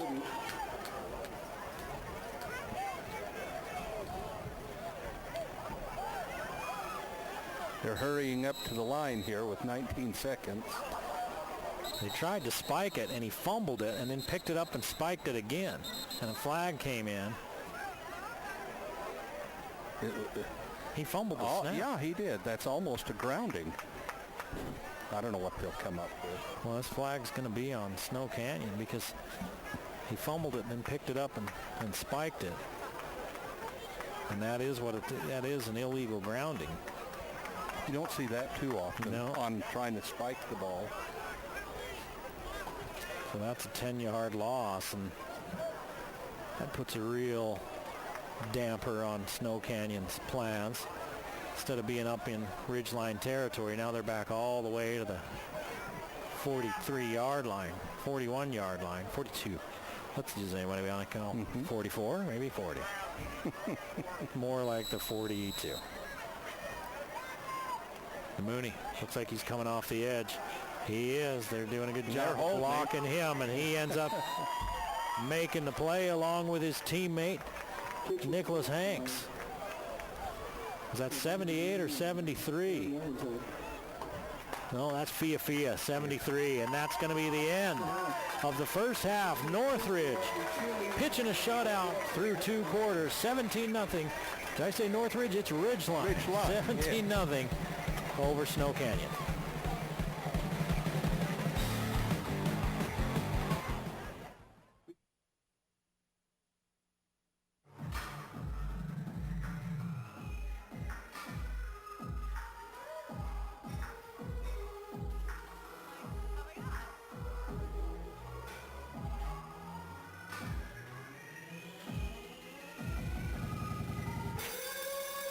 And that's why I don't like gyms. Well, Megan, we're not a gym. We're Planet Fitness. No gym intimidation, no lunks, clean and spacious. Just $10 a month. We're not a gym. We're Planet Fitness.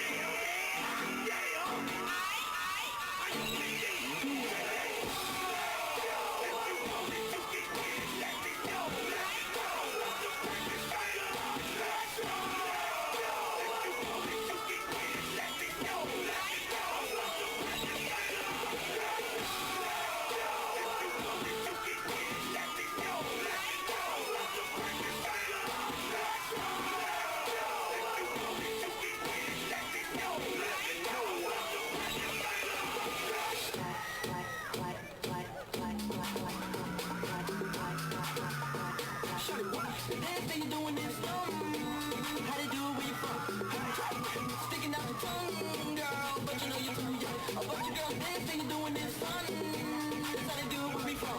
Different ripping shit, microphone gripping it, getting these Benjamins, new car whipping it, new car whipping it. Funky, funky, everything funky. Big gap, turn around, show me a donkey. Oh my lord, that's a whole lot of chunky. I can tell you from a whole nother country.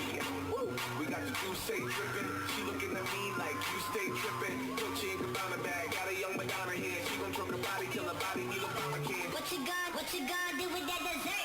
Do what, do what, do that, do that, do what, do that, do that, do that, do what, do that, do that, do that, do that, do what, do what, do that, do that, do what, do that, do that, do what, do that, do that, do that. Murder that, dance slow, dance slow.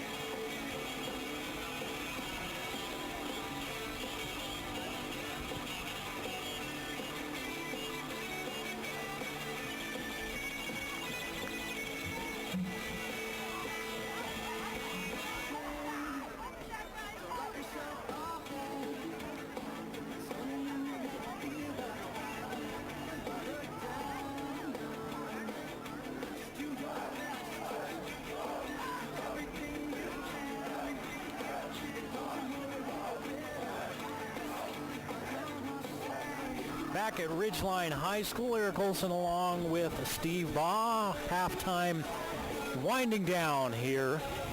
And Ridgeline enjoying a 17-0 advantage at the half. Taking a quick look at some of the other playoff scores of interest, the 3AA scores. Well, you've got Pineview leading Ben Lomond 7-0 early in that ball game. Hurricane is leading Bear River. That one at Bear River at halftime, 7-6. Your score there in that one. And then taking a look at 5A where Skyview is playing, they're near halftime in that one, down 10-0 at Lehigh. So Ridgeline enjoying the lead here at the half, and they had a 45-yard field goal. They had a 95-yard interception return for a touchdown. They recovered a fumble deep in the opponent's territory and were able to turn that into a score. And really, it's been Snow Canyon miscues that have led to this Ridgeline 17-point lead. Yeah, Ridgeline's taken advantage of most of their opportunities on turnovers, and then just some good play on defense. You can't fault anything Ridgeline's done on defense tonight. And Ridgeline will get the ball to start this second half. It's been rainy the entire first half. The rain is let up now, and we look out to the west of us, and you can see some blue sky peeking through. Of course, by the time it gets here, it'll be black sky with a couple of stars in it. It's almost, 5:30? The sun will be going down here in a few minutes. Yeah, it's pretty out there to the west. We were talking a little bit a minute ago for the Aggie game coming up tonight, which is a big one. If that game was played over in Tremont, looks like pretty nice weather. It'd be a clear night. Well, clear sky. And they might fill that up. They might fill the stadium over in Bear River up. Yeah, I hope they have a great crowd there.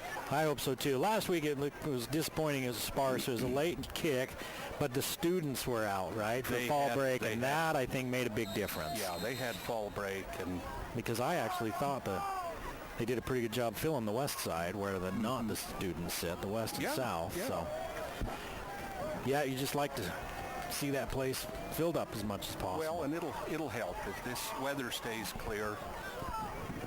That'll help their crowd. That's right. Oh, one hop and over Hill's head and into the end zone goes that kick, and Ridgeline will start out at the 20-yard line, leading 17-0. Now the winner of this game gets Desert Hills down in St. George next week. Yeah. Not a bad weekend to be in St. George, first week in November. No, that'll be good.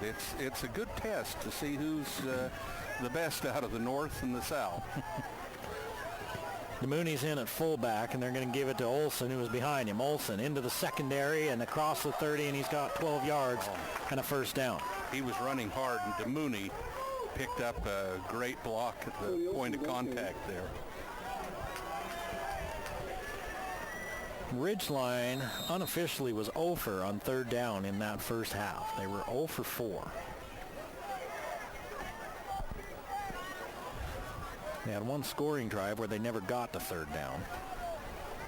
Well, they're off to a good start on that one. Boy, it looked like they snapped that one early as Olson gets the give and picks up 7 or 8, didn't he? No, 5. Oh, okay. They end up bringing it back a step or two. He must have skipped. That's right. When he hit the ground. I had him up a little further. 64 yards rushing in the first half, 48 through the air for Ridgeline for 112 total yards.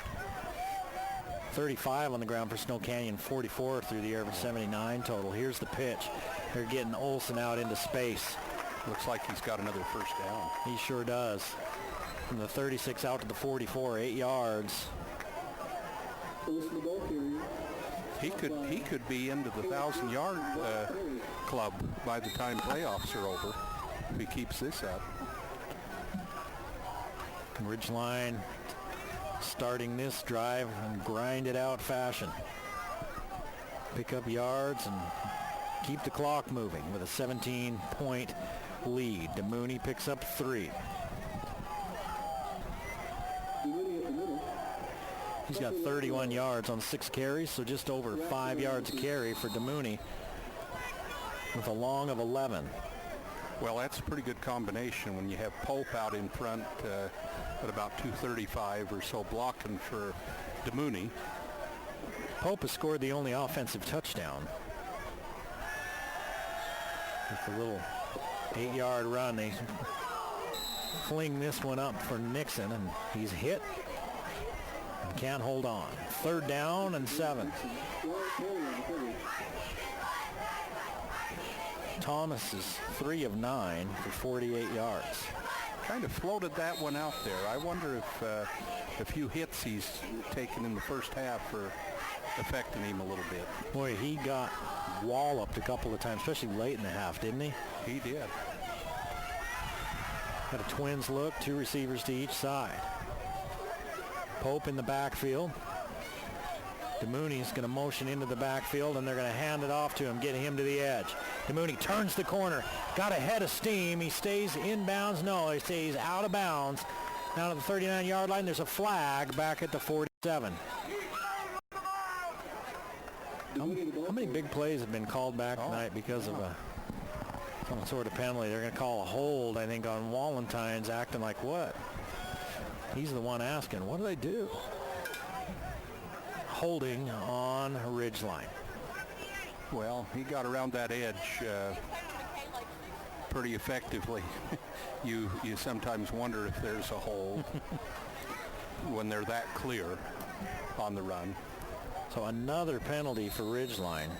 1, 2, 3, 4, 5, 6, 7 penalties. Well, and that's a lot of yards. 85 yards worth. Almost as much penalty yardage as yards from scrimmage for Ridgeline, and they still lead 17-0. 10:07 to play in the 3rd. Thomas looking to throw the screen to Oakton. Oakton has a couple of blockers out front, but it gets grabbed from behind and thrown down after a 4-yard gain. Just took too long for him to find where he wanted to go, and it'll be 4th down. Well, and that pass kind of floated out there. That's not the way Hayton has been throwing all year long. He may be banged up just a hair.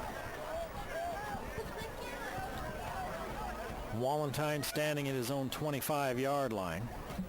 Here they come. Boy, they came after it. He got it away. He gets knocked down, and the officials said the ball was tipped. It wasn't. But I don't think, I think Wallentyne did more acting than he actually got hit. And there's a flag at the other end, back at the 20. So this one's probably going to be on Snow Canyon. You think Wallentyne may have been working for some type of cameo or Oscar? Wallentyne felt the bump and kind of fell and spun down, and the official said, made the signal like the ball was tipped, which it wasn't. Well, we could see that, but I think he was trying to tell him that, hey, well, I'm not going to call I'm not going to call that, so just get up.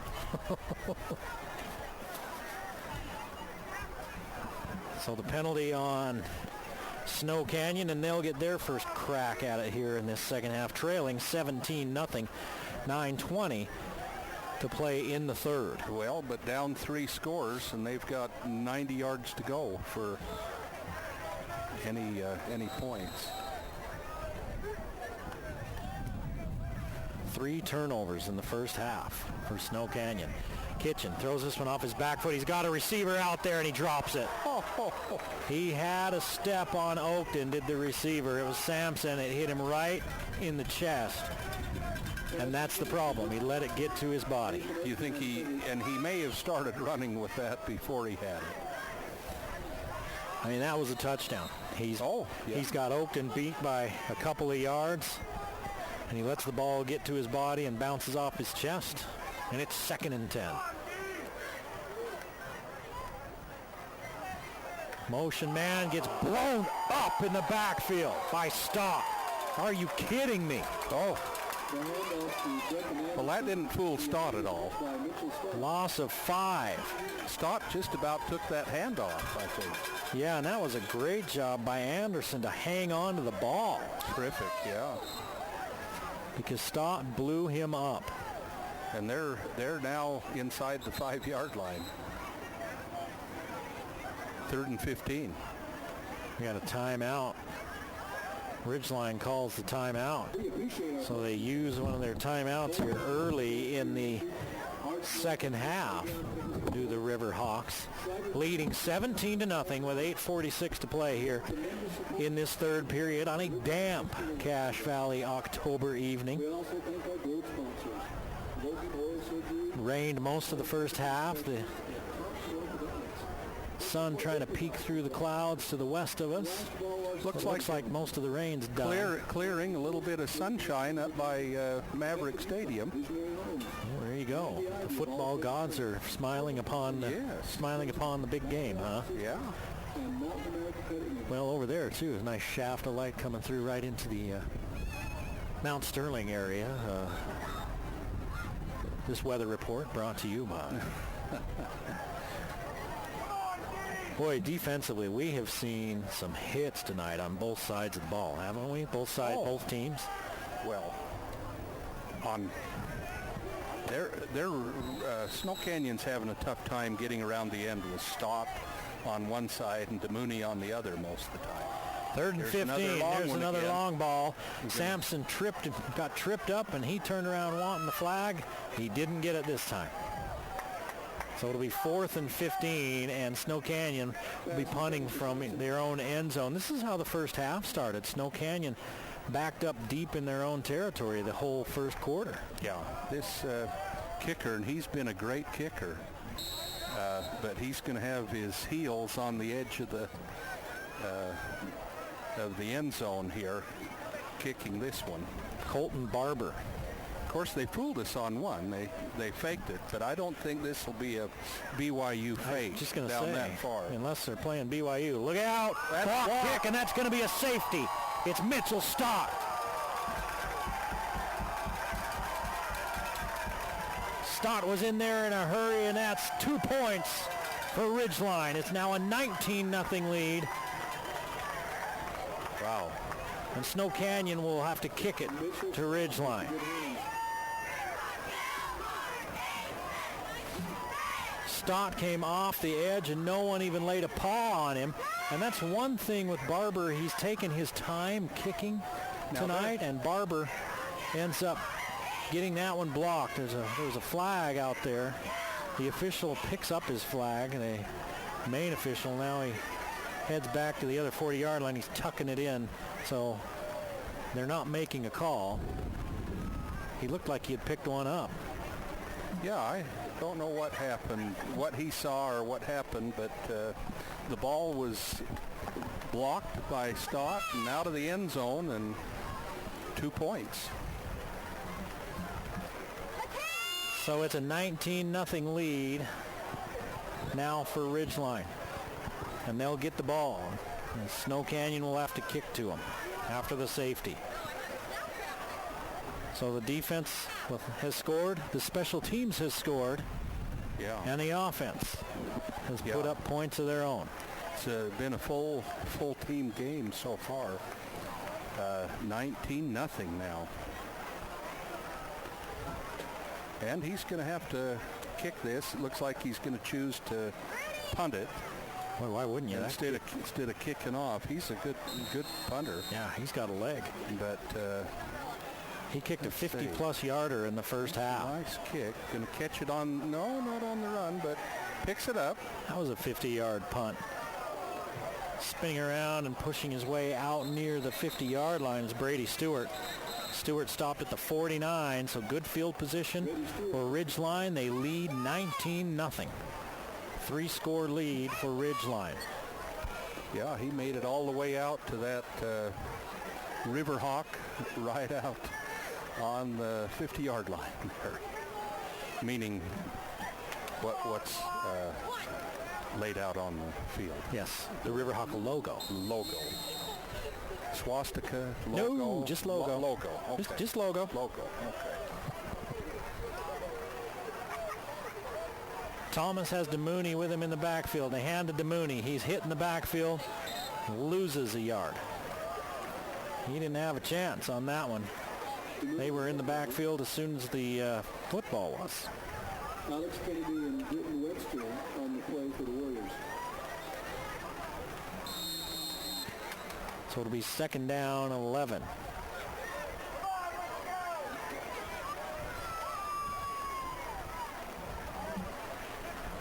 Now the rain started again. We talked about how it was clearing off. Now it's raining again. Nixon in motion. Thomas is going to follow DeMooney on the keeper. Thomas picks up the lost yardage and 3 more. So a 4-yard gain. 3rd down and 7. Britton Webster on the snap.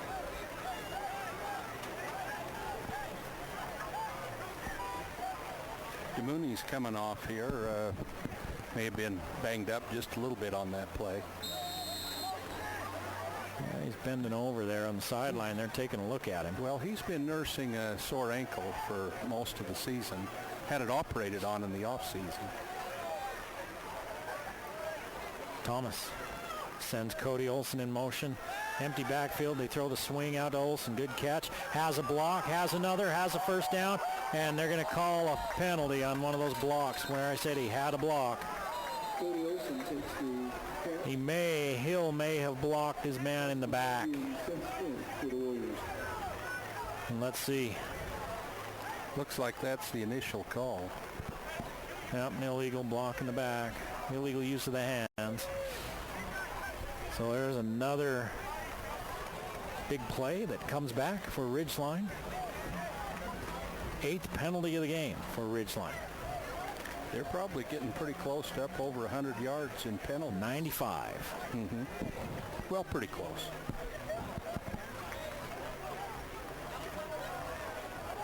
A lot of big plays, as you were saying, have been called back with penalties. Matthew Larson comes in. It's a tight end, and Pope comes out.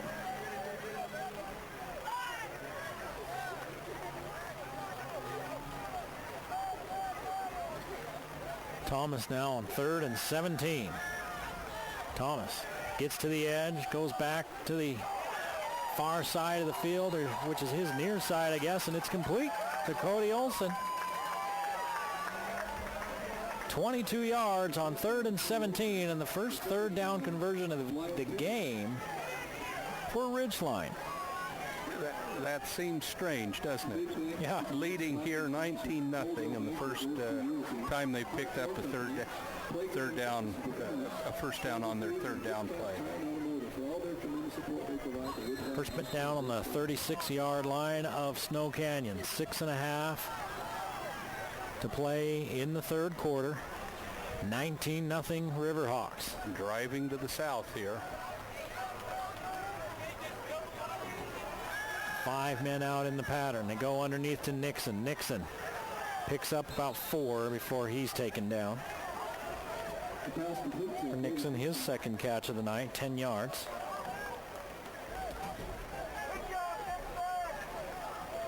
Six of 11 now for Thomas. And they're using Davis Nixon a little bit more now. Big target, senior this year. Great time to have him healthy.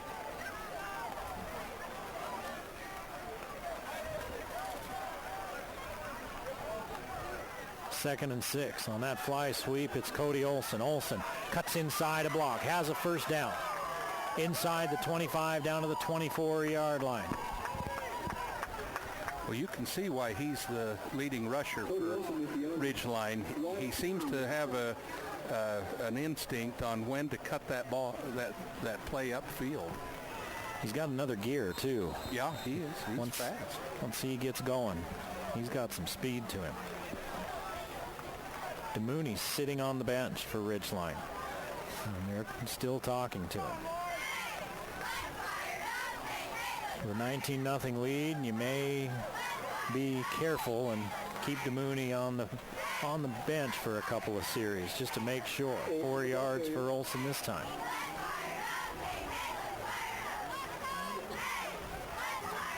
Especially if you put the ball in the end zone now. Yeah. That might be the nail in the coffin if they can get in the end zone now. There's Thomas sweeping. Puts his head down and then has about 3 Warriors converge on him and take him down. Picked up a couple. It'll be third. Well, he picked up 1. It'll be 3rd and 5. Had a blocker out in front of him on, he would have continued on the edge there. 109 yards rushing for Ridgeline now as a team. Mooney's off the bench and standing over by the coaching staff now. Thomas has Pope behind him. They're going to fake the give to Pope, throw it outside to Olson. This has been the Cody Olson drive. He's down near the 10-yard line. That was on 3rd and 5. He's to the 11. It's a pickup of 7 and a first down. Yeah, Peyton Thomas threw that just up over the linebacker's hand and into the hands of Olson.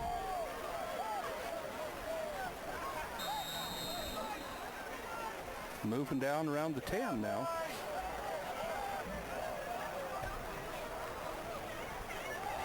Thomas is going to keep it. Spins off of the initial contact. Down inside the 10 to about the 9-yard line, a pickup of 2. Thomas with the quarterback kicking. 27 yards on 8 carries for Thomas. Looks like Hanks lost his hat there, his helmet, and needed to come out of the game. He has to take a play off. Cody Olson and Pope in the backfield with Thomas. Nixon at tight end. Hill to the near side. Looks like Oakton to the far side. Thomas fakes the give. Looking to the end zone for Nixon. Picked off. Picked off in the end zone by Snow Canyon. They baited him into that. The defensive back saw it coming and made the break and just picked off that floater. And it's a turnover for Ridgeline. They've been running the ball so well, and that time they've thrown a couple of nice ones on this drive, and that time they think they figured they maybe would catch them off balance. Yeah. Ridgeline turns it over as Snow Canyon was ready. With the ball on the 20-yard line for Snow Canyon. 3:40 to play in the 3rd. Ridgeline still with the big lead, 19-0, and DeMooney back in there defensively. Good run on first down, nearly picking up the first down is Britton Webster. Britton Webster, the ball carrier. Webster this year has been about their second leading, hasn't he? Rusher. But that's only his second carry tonight. Yeah. They're in a hurry. That was 2nd and 1, and Snow Canyon goes in a hurry. Britton Webster, the ball carrier again. And they're moving the sticks. Yep, they've had some pretty good drives, Snow Canyon. Just made too many mistakes. No turnovers. They've had 3 turnovers and a punt blocked. But you look at the other side of the ball, and Ridgeline's also had 3 turnovers on a wet day. But only one of those turnovers for each team has been a fumble. The rest have been interceptions. No gain on that play.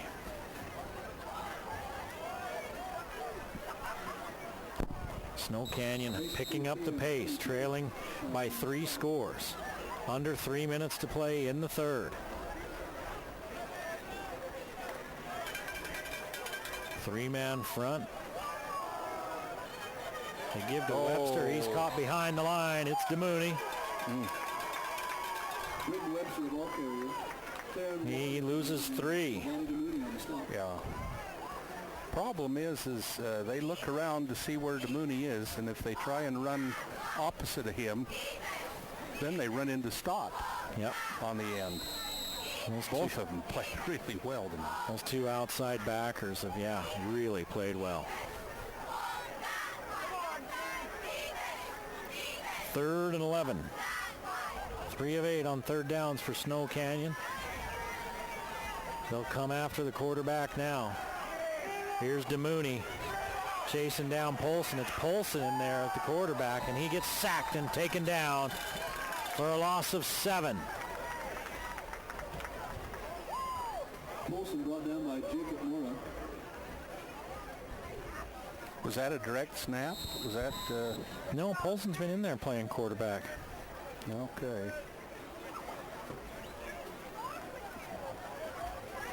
So for Ridgeline, that's their 3rd quarterback sack.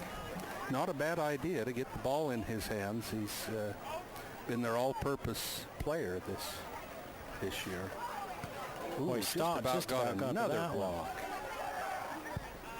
Fielded cleanly by Olson out at the 43-yard line, and Ridgeline will take over again. 1:12 to play in the 3rd, and Ridgeline is 1 quarter and 72 ticks away from moving on to the 2nd round in their 1st year in existence. You mentioned it earlier, not a lot of schools in their 1st year make it to the playoffs, let alone have a real shot at getting to the 2nd round or deeper. Well, and if they can hang on tonight, this will be their 8th win in this inaugural year here. Thomas sends Olson in motion. They hand it off to him. He uses a DeMooney block, sidesteps another would-be tackler, and picks up 3. He gets back up, keeps running, says, hey, I wasn't down. Alex Kennedy. I think he was. Yeah, he was stopped anyway. They blew the whistle. Well, receivers are always open. Running backs are never down. And quarterbacks can always make that throw. Didn't you know? Now Olson's lined up in the slot over there.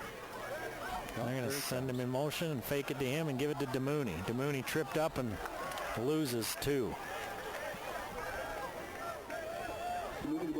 DeMooney 8 carries, 28 yards. Nice play by Dillard getting in the backfield there. That's going to be the end of the 3rd period. Ridgeline, I don't think will run another play with 10 seconds left and the clock running. I think we're going to go to the 4th quarter. Ridgeline leads Snow Canyon 19-0. Wait a minute. Now they're stopping play. Nope.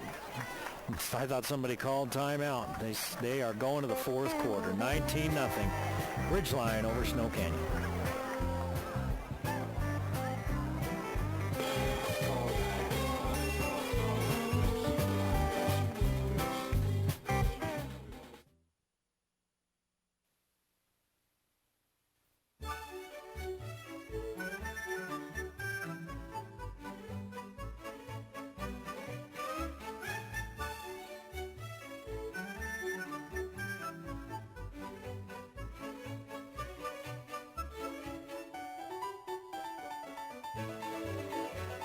Explore what we have to do and what Utah has to offer and see and learn about a great state that you and I live in. Back at Ridgeline High School in Millville, Eric Olson along with Steve Baugh. I hope you've enjoyed our coverage this year of the high school football season here in Cache Valley. It's been an interesting one, that's for sure. Some of the Valley teams, after being so good for so long, a little bit down. Mountain Crest in a rebuilding year, as well as Logan. And Ridgeline and Skyview make it to the playoffs, and we'll have a new school next year in the mix. Yeah. Well, Skyview's had a remarkable year as well, losing as many players as they did last year. 3rd and 9. Thomas off his back foot. Just chucks that one out of bounds. And took a little hit again after that. Yeah, he took a beating, that's for sure. He's taken a beating, if you want to say that properly. Yes. Your English teacher would have been proud of you. Well, you know, sometimes that rural Cache Valley upbringing comes to the forefront, and I say things like took a beating. He took the beating by the crick. Well, they used to criticize Dizzy Dean when he would say that they slud into third. Slud, huh? Good return by Smith out across the 30 to the 32-yard line, and Snow Canyon will go to work, trailing 19-0 with 11:44 to play in the fourth quarter. So the winner of this one gets Desert Hills next weekend down in St. George. Hurricane was leading Bear River by a point at halftime. Haven't heard an update on that one. Well, we're cheering for those Bears over there at Bear River. The Bars. The Bears. Kitchen throws, completes. Nowatzki hit immediately and downed after a 5-yard gain. Pass complete to Zachary Nowatzki. Kitchen 49 yards passing now. Nowatzki has 21 of those 49. 6 of 11. It's Kitchen. 5-man rush. A lot of pressure. Yep, Kitchen rolling. Just getting rid of it.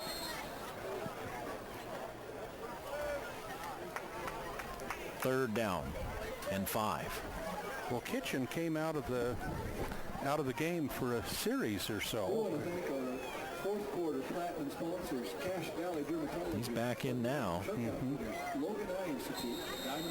He was in for a couple of plays into that quarterback spot when Webster was running, or it was Polson that was in the quarterback spot when Webster was running. Here's Kitchen overthrowing his man by a long shot. We've seen that today, haven't we? He's been high on his passes. Needs to get the nose of that ball down a little bit. Click those sights down a couple of clicks. It's 4th and 5. You're down 3 scores. You're in the fourth quarter. 11:07 left. Might as well, huh? Yeah. That's what they're going to do. On 4th and 5. Kitchen breaks the pocket. Just turns around and chucks it away, and DeMooney hits him anyway. Yeah. The ball goes over on downs to Ridgeline. DeMooney didn't take that fake very well at all. And kept the pressure, kept the heat on him. So Ridgeline up 3 scores. We'll get the ball back in Snow Canyon territory. This is probably about going to do it for us for the football schedule, Steve. Yeah, there won't be any. Valley teams will all be playing on the road from here on out. And basketball starts up at the end of next month. And so we'll have a basketball schedule for you on the game of the week. But these football seasons always go too fast. Cody Olson looked like he was stopped in the backfield and somehow picks up 4 yards. Of course, I say that. I don't have to set up and take down all the equipment. That's right. Well, I brought a Wyoming license plate down at the first of the game. I was wondering what you were doing with that. And, well, I was going to just make the point that Toph Howell, the coach at Ridgeline, has won a state championship already up in Wyoming, and now he's shooting for one in Utah. Multiple state championships in multiple states, huh? Yeah, we'd have to check that out and see how many have done that in a couple of different states. Be a good question. Of course, Ridgeline's got a few games they need to win before we talk about that. Yeah, they do. And 3 or 4 teams that'll have something to say about it as well. And Stansbury and Tooele and Desert Hills. But Pineview, I think, is pretty good. Yeah, it looks like Stansbury and Ridgeline would be in different brackets. Is that right? I believe so. Here's Thomas with the carry on 3rd down. He picks up 4 yards on 3rd and 2. And he's got a 1st down.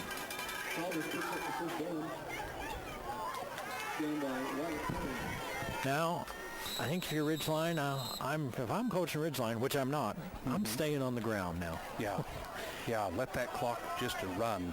Grind. 9:41 left. Grind this one right out.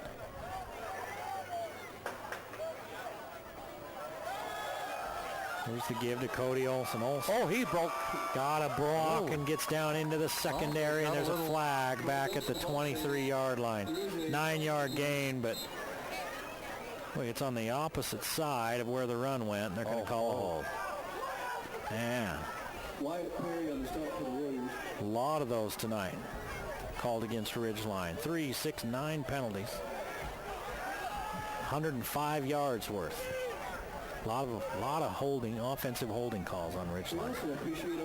You know, they've 4 of them. Yeah.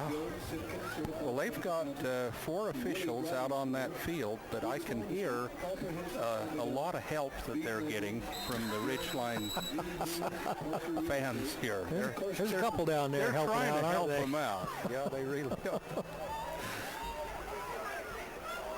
Well, fans are very helpful that way, I found. They're always very helpful. I found that basketball fans are the most helpful usually. And they're the closest to the court.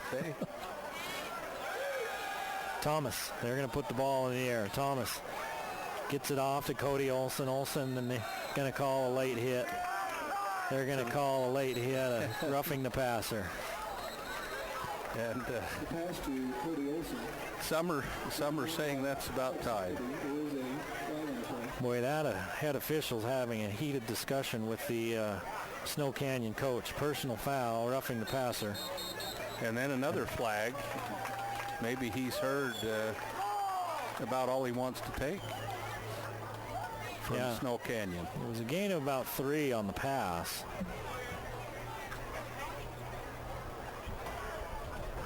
You know, we were talking earlier, Snow Canyon has had, they've lost up to this time 6 games, but if you look at the scores, they've been all pretty close. Yeah, they've only really had 1 game where they've really been blown out. Was that Dixie beat them a couple touchdowns? I believe it was Dixie. So. Yeah. Well, they're penalizing them just about all the way to... Well, it was 1st and 22. This is going to give them enough yardage. Here's the calls. Oh, look at this. Unsportsmanlike. Oh, my goodness. He's going to take Snow Canyon. The referee's going to run this one right into the end zone. That was from the 37-yard line all the way down to the 5. 32 yards worth of penalties. There was a pickup of about 2 or 3 on the pass play. So 30 yards worth of penalties for Snow Canyon. Before that, Snow Canyon only had 4 penalties. Now they have 6. Well, 70 yards worth on 6 penalties. I'll take a bet that they're not going to dial up a pass play right down there at 5-yard line.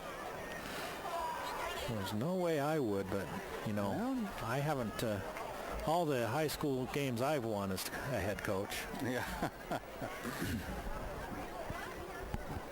Well, let's see what...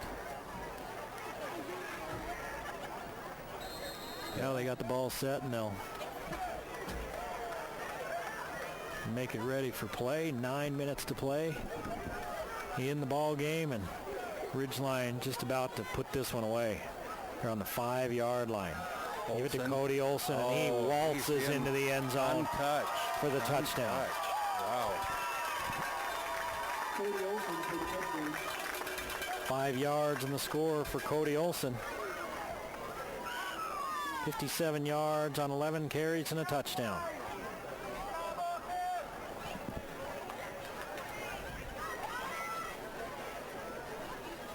Matthew Larson coming in at tight end on this point after touchdown play for Ridgeline, senior.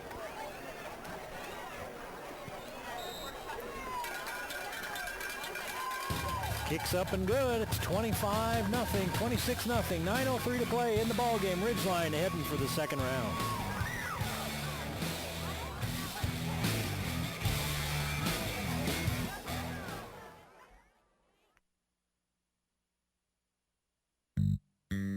Hi, Cache Valley. This is Fernando over the Factory Pizzeria. We're running a special right now. We're giving a free nachos when you buy a large pizza with 3 toppings. Just mention this out and you're going to get a free nachos every time you come. The Factory Pizzeria is located in 119 South Main, below the Gias in the basement. Come see as soon as you can. Thank you.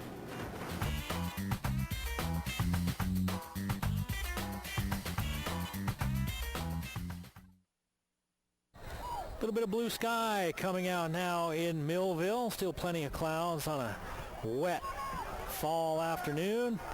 We'll try a little trickery on the kick return. Flags back at the 10-yard line, and things are getting chippy out there now, Steve. I've seen a lot of extracurricular stuff going on. These two teams aren't liking each other much, and Snow Canyon, I'm sure, plenty frustrated with the way this game's gone, trailing 26-0. Now there's a flag back at the 11. They'd return the ball out the 22. Personal foul, blow to the head on a ridgeline. Well, they're going to add 15 yards. They're going to add 15 yards to that run back. I wonder if the one that absorbed that hit was the back that lateraled the ball. May have lateraled the ball and then got hit. And got walloped. Yeah. Those at one time were called a crowd pleaser. But now you get penalized. Yes. Well, you can't do those peel back blocks anymore, where you come back and just ear hole a guy kind of from the side where he doesn't see you coming. You can't do those, and there's the schools have thought that it takes away from the game. It's a violent game, but it can still be a rough and tumble game without guys running the possibility of getting seriously hurt for life. Yeah, that's right. And that's where the line and distinction has to be made. Well, and that's another good rule is blocks taking place. You don't see too many below the knees. The chop blocks and such. Oh, here's a reverse. Boy, it looked like he thought about throwing it. Instead, he's going to get to the edge and pick up almost pick up a first down as they go deep into the playbook. Washington with the carry. Picks up 9. Is it Ferguson or Washington? Washington. 32. Okay. Kevonte Washington. Just a junior. Showed some speed on that reverse coming to the outside.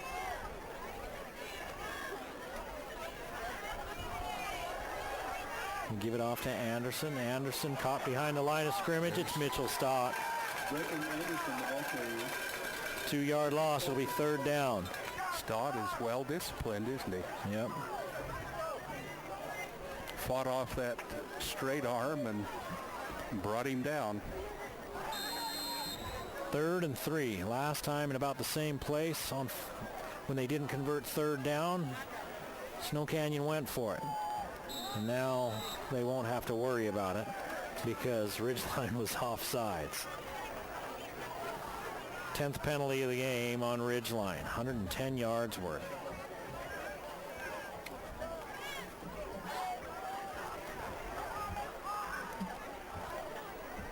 Approaching the 8-minute mark of this ball game. Ridgeline in control, 26-0.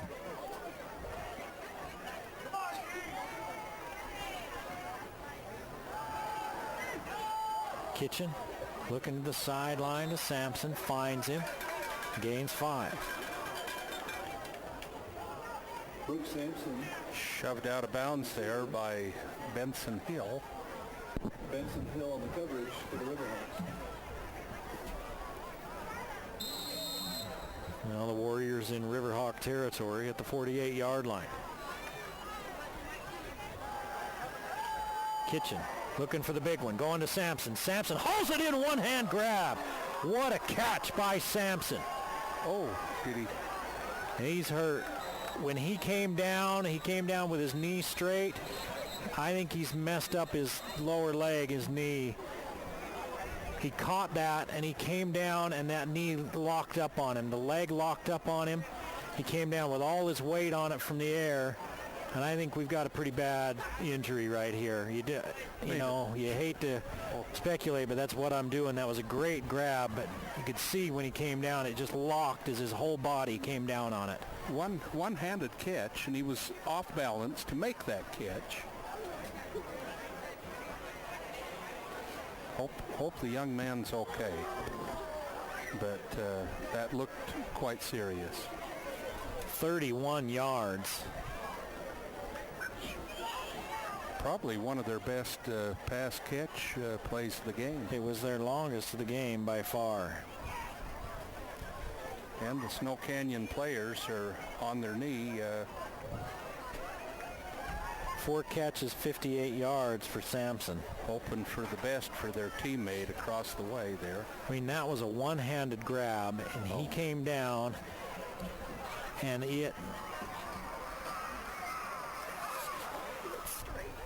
yeah, his knee locked up. I'm watching it here.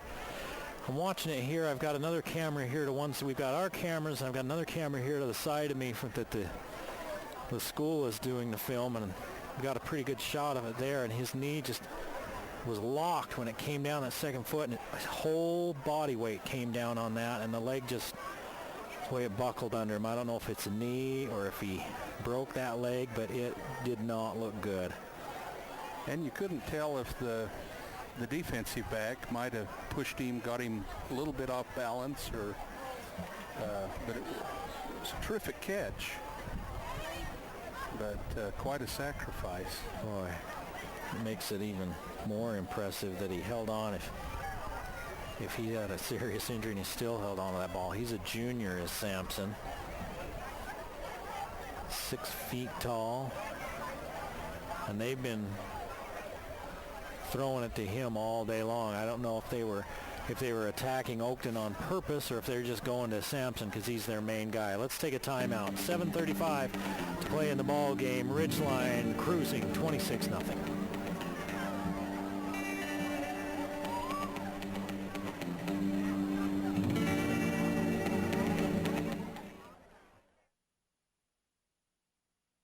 PCs Unlimited is Cache Valley's first choice for all things computer. For over 20 years, our friendly and knowledgeable staff have been there to help you with on-site and in-store service, repair, diagnostics, networking, upgrades, system and data recovery, all of your computer needs. Our prices are low and our customer service is the best. Come see the professionals at PCs Unlimited, 610 North Main in Logan.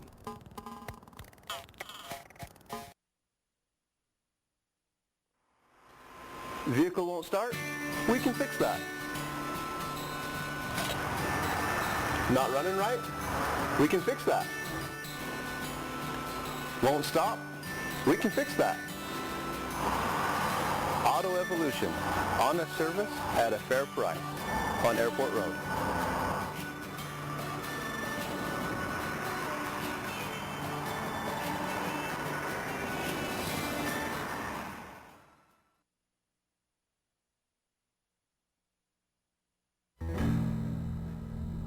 You never know when you're going to get hurt. If that happens, our team at Mountain Star Healthcare is ready to help you get back to enjoying the activities you love. We provide award-winning orthopedic care at 8 hospitals from Logan to Payson. You can count on our specialists. We'll discuss treatment options with you and work on your recovery together. With our help, you'll soon be back to doing what you love. Mountain Star Healthcare. What makes us better makes you better. Well, they're going to put Brooks Sampson on the back of the little trailer here and take him out and get him looked at. I'm sure they'll run him up to the hospital. It looks like a pretty serious right leg injury. And we don't know if it's a knee or something else. The way he came down on that, it locked up on him, and then all of his weight came down on it. And so we'll hope for the best, but it just did not look good at all. So yeah, he could have hyperextended that, and those joints only bend one way. Mm-hmm. And he's clearly in pain down there. And they'll get the coaches back to the other side of the field, and they're keeping that leg immobilized. That was Rick Sampson with a great catch.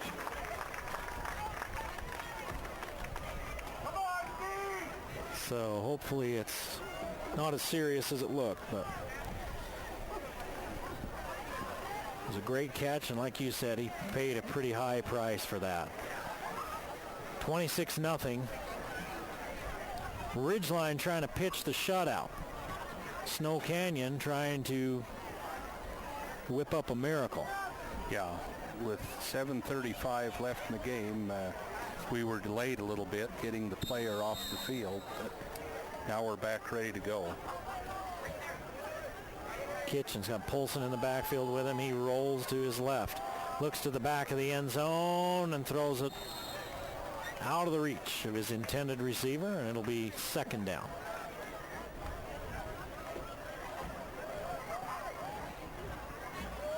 Well, Snow Canyon hasn't really been able to get to the edge on Ridgeline, to get outside and get into some space. Yeah, and Kitchen had a posse following him out there. He couldn't get his feet turned. Now thrown over the middle. And it's intercepted by Oakton. Oakton into the end zone, takes a knee. And for Kitchen, that's his third interception. Yeah. 4 turnovers for Snow Canyon. So the Ridgeline offense will come out onto the field, and again, probably see a heavy dose of running backs. Cody Olson and Pope. And Justin Pope is a big old kid.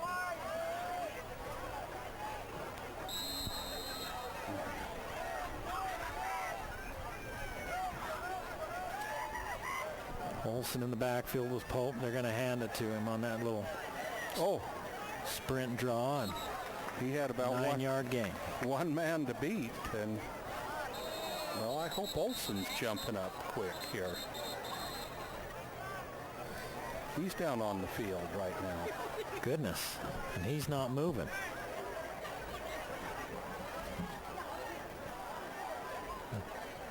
He's laying there not moving at all.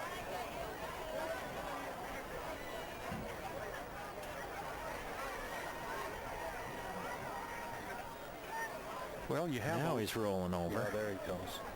Maybe you're going to get him up here.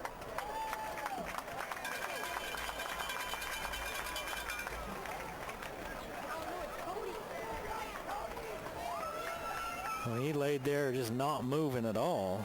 And then once they got to him, they rolled him over, and he hops up and is it's like he maybe limping off. A little twist of an ankle. He's walking off pretty much on his own power now. But he's their leading rusher this year. They can't afford to lose him. 66 yards on 12 carries tonight and a touchdown. Thomas is going to keep it. Thomas right up the gut and has the first down. 3 yards on 2nd and 1. Thomas has 39 yards on 11 carries.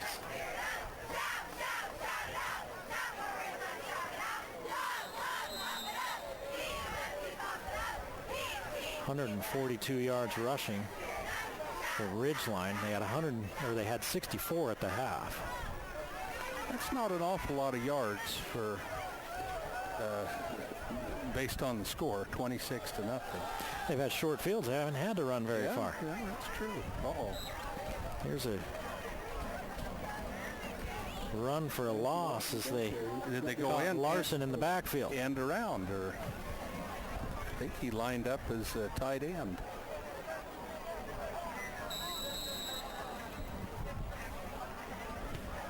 Second and 14 as we approach 6 minutes to play in this ball game. Well, Larson's in the slot there now. Pope's your only running back. Gonna fake the pitch to him, and they're going to give it to Larson again on a little end around, and this time he loses 3 more yards. Well, that won't help his average. No, he's now at 2 carries for minus 11. But it's good to get these seniors in the game. They've put a lot of great time in. Under 5.5 to play. It's 3rd down and 17. Thomas. Oh, they're going to put it up. Yeah, he'll throw. He's looking for Oakton on the double move. Oakton can't get there. Oakton did his hitch and go, and he did the hitch, and Thomas had already released the football. Just didn't have time to catch up with that one. Right.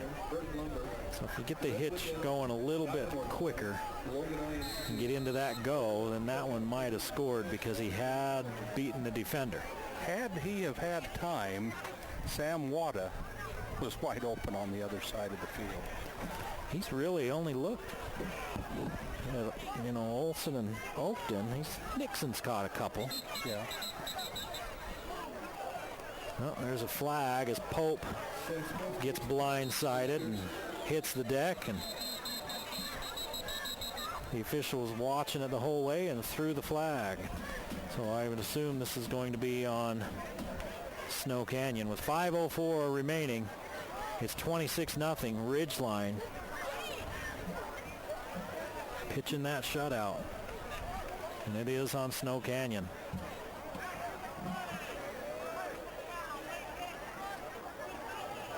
Yeah, we've seen a little bit of nasty going on here in the last little bit, haven't we?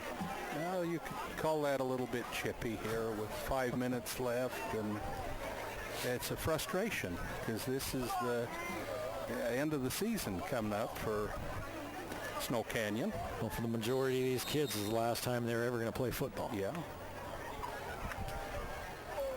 Uh-oh. There's the ball loose in the backfield again. Snow Canyon's got new players in there now. They're just trying to get some guys a little bit of time back there. Stahaley is the quarterback, and he was trying to hand it off to Daniel Urias, and Urias couldn't handle it, and so it's a loss of about 5. Staley takes it, keeps this time, picks up 2. Polson's still out there. We thought Polson might be done earlier this game. He hurt his knee and had to be helped off, and a couple series later he's back in the ball game, and he's played ever since. Yeah. Now they've got Kitchen back in behind center. Or in the gun. Well, I think that's still Staley. Is it Kitchen? Let's see. Still does 2. Yeah, that's number 1, isn't it, Kitchen? No, it's 2. 2. 2 is to Haley, and he steps up, throws it a little bit behind his receiver, and a flag. They're going to call a late hit. They're going to call roughing the passer on Ridgeline, penalty number 11. So that's something that the Riverhawks will want to get cleaned up moving forward. Personal foul, or roughing the passer. 3:53 to play. Yeah.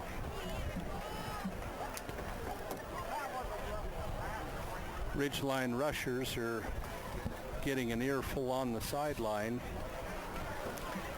causing these penalties with only 3 minutes, 3:53 left in the game.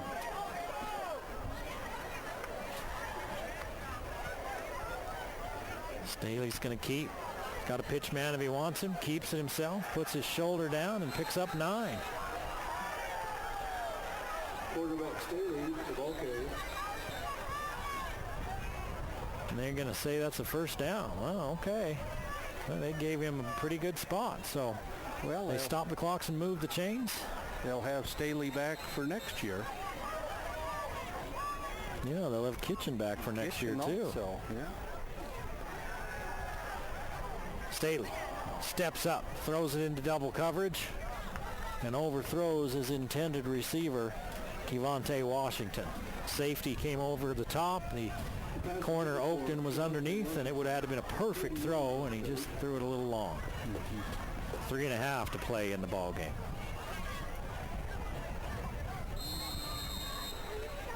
Yeah, that clock isn't moving too fast with these incomplete passes.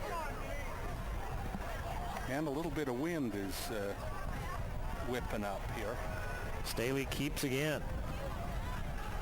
And we've got a lot of new numbers in the lineup here now. Sure do. Quarterback Staley, the ball carrier. We'll see if we can pick up on a few of them.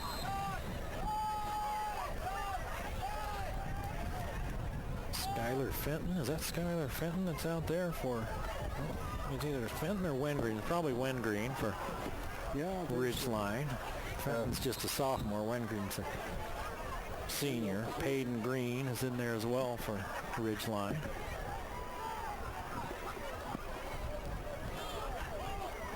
Looks like, let's see. Mason Fuller in the ball game.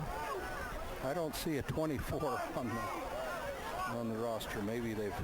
4th and 1. Here we go. Staley's going to keep it. He's going to pitch backwards, and I don't think he's going to get there. He's not. Ridgeline's going to take over with 2:27 to play in this ball game. Ridgeline, in their first year, not only makes it to the playoffs, but they are going to advance into the quarterfinals. Then they'll have the semis. Looks like they've got Stewart in at quarterback for Ridgeline here on this series. Now this Stewart kid, he's a junior, and this kid can run the ball. Yeah. We've seen how fast he is. Haven't seen him throw it, but boy, can he run the football. And he's going to keep it right now. He gets to the edge and picks up a couple before he's put on the ground. He stays in bounds, which is a good thing. Keeps that clock rolling. Well, last we heard out of the Skyview Bobcats, they're the only other Valley team still alive. They were losing at the half.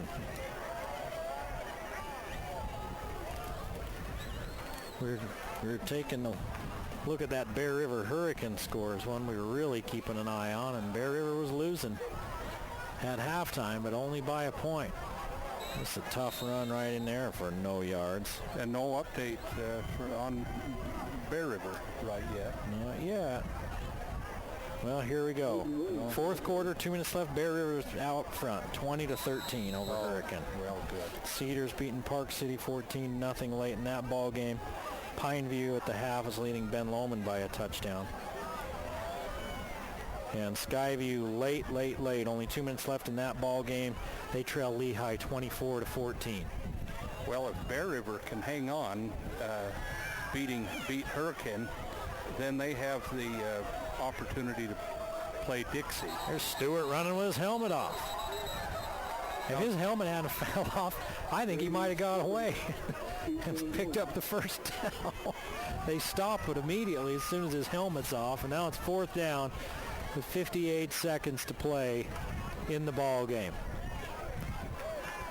I've got to give a shout out to Ridgeline's.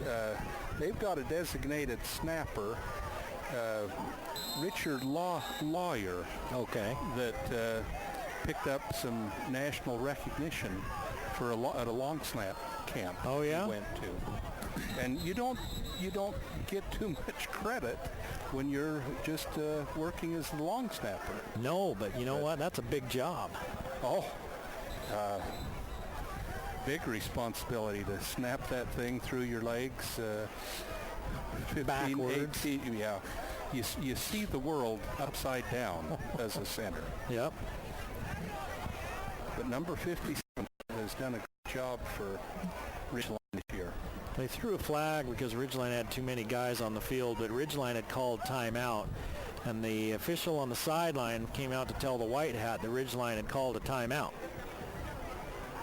And are they going to still call the penalty? They are. Well, I thought if you took a timeout, they don't call that penalty. Once they saw they had 12, they hurried and called timeout. And they're going to make them enforce the penalty. So 30 seconds to play in this ball game. Ridgeline just need to punt it away, and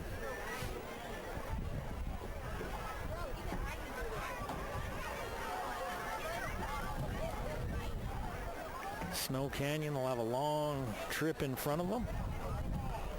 You know, sometimes these games like this, they stay overnight, but now, they might hit the road tonight. Now, I hope I haven't jinxed Richard Lawver here. Nice snap again. And a nice kick. Now Wallenstein gets rid of it. Fumble. Smith gets back on it. Did they put more time on the clock? They must have done. It was 30 seconds, and now it's 36, so. Ridgeline 36 seconds away from moving on in these playoffs. Again, we hope you've enjoyed our coverage of the football season this year on the Valley Channel. Pushing 30 years of local sports coverage. And to all of the good sponsors that have made all of this possible this year. Yep, supporting the community. Oh, halfback pass. But it's a dying quail. Yeah, that duck is picked. Picked off out there. That's either Connor Miller or Hayden Williams. We got 223s on the. But he is, whoever it is, he's celebrating. He's happy. And that was a nice pickoff. And that's the 5th turnover for Snow Canyon, and all Ridgeline needs to do is take a knee.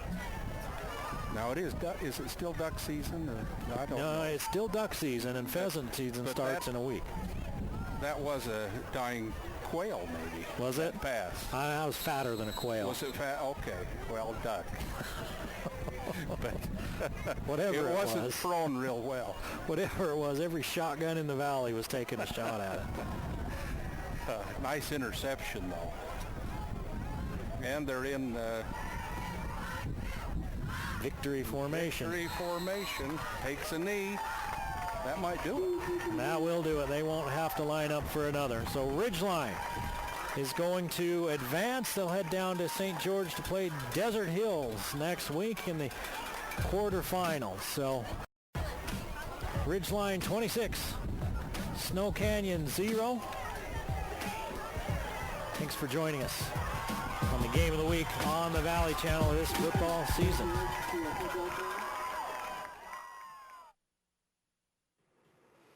So hot. Hey, hottie. Looking hot.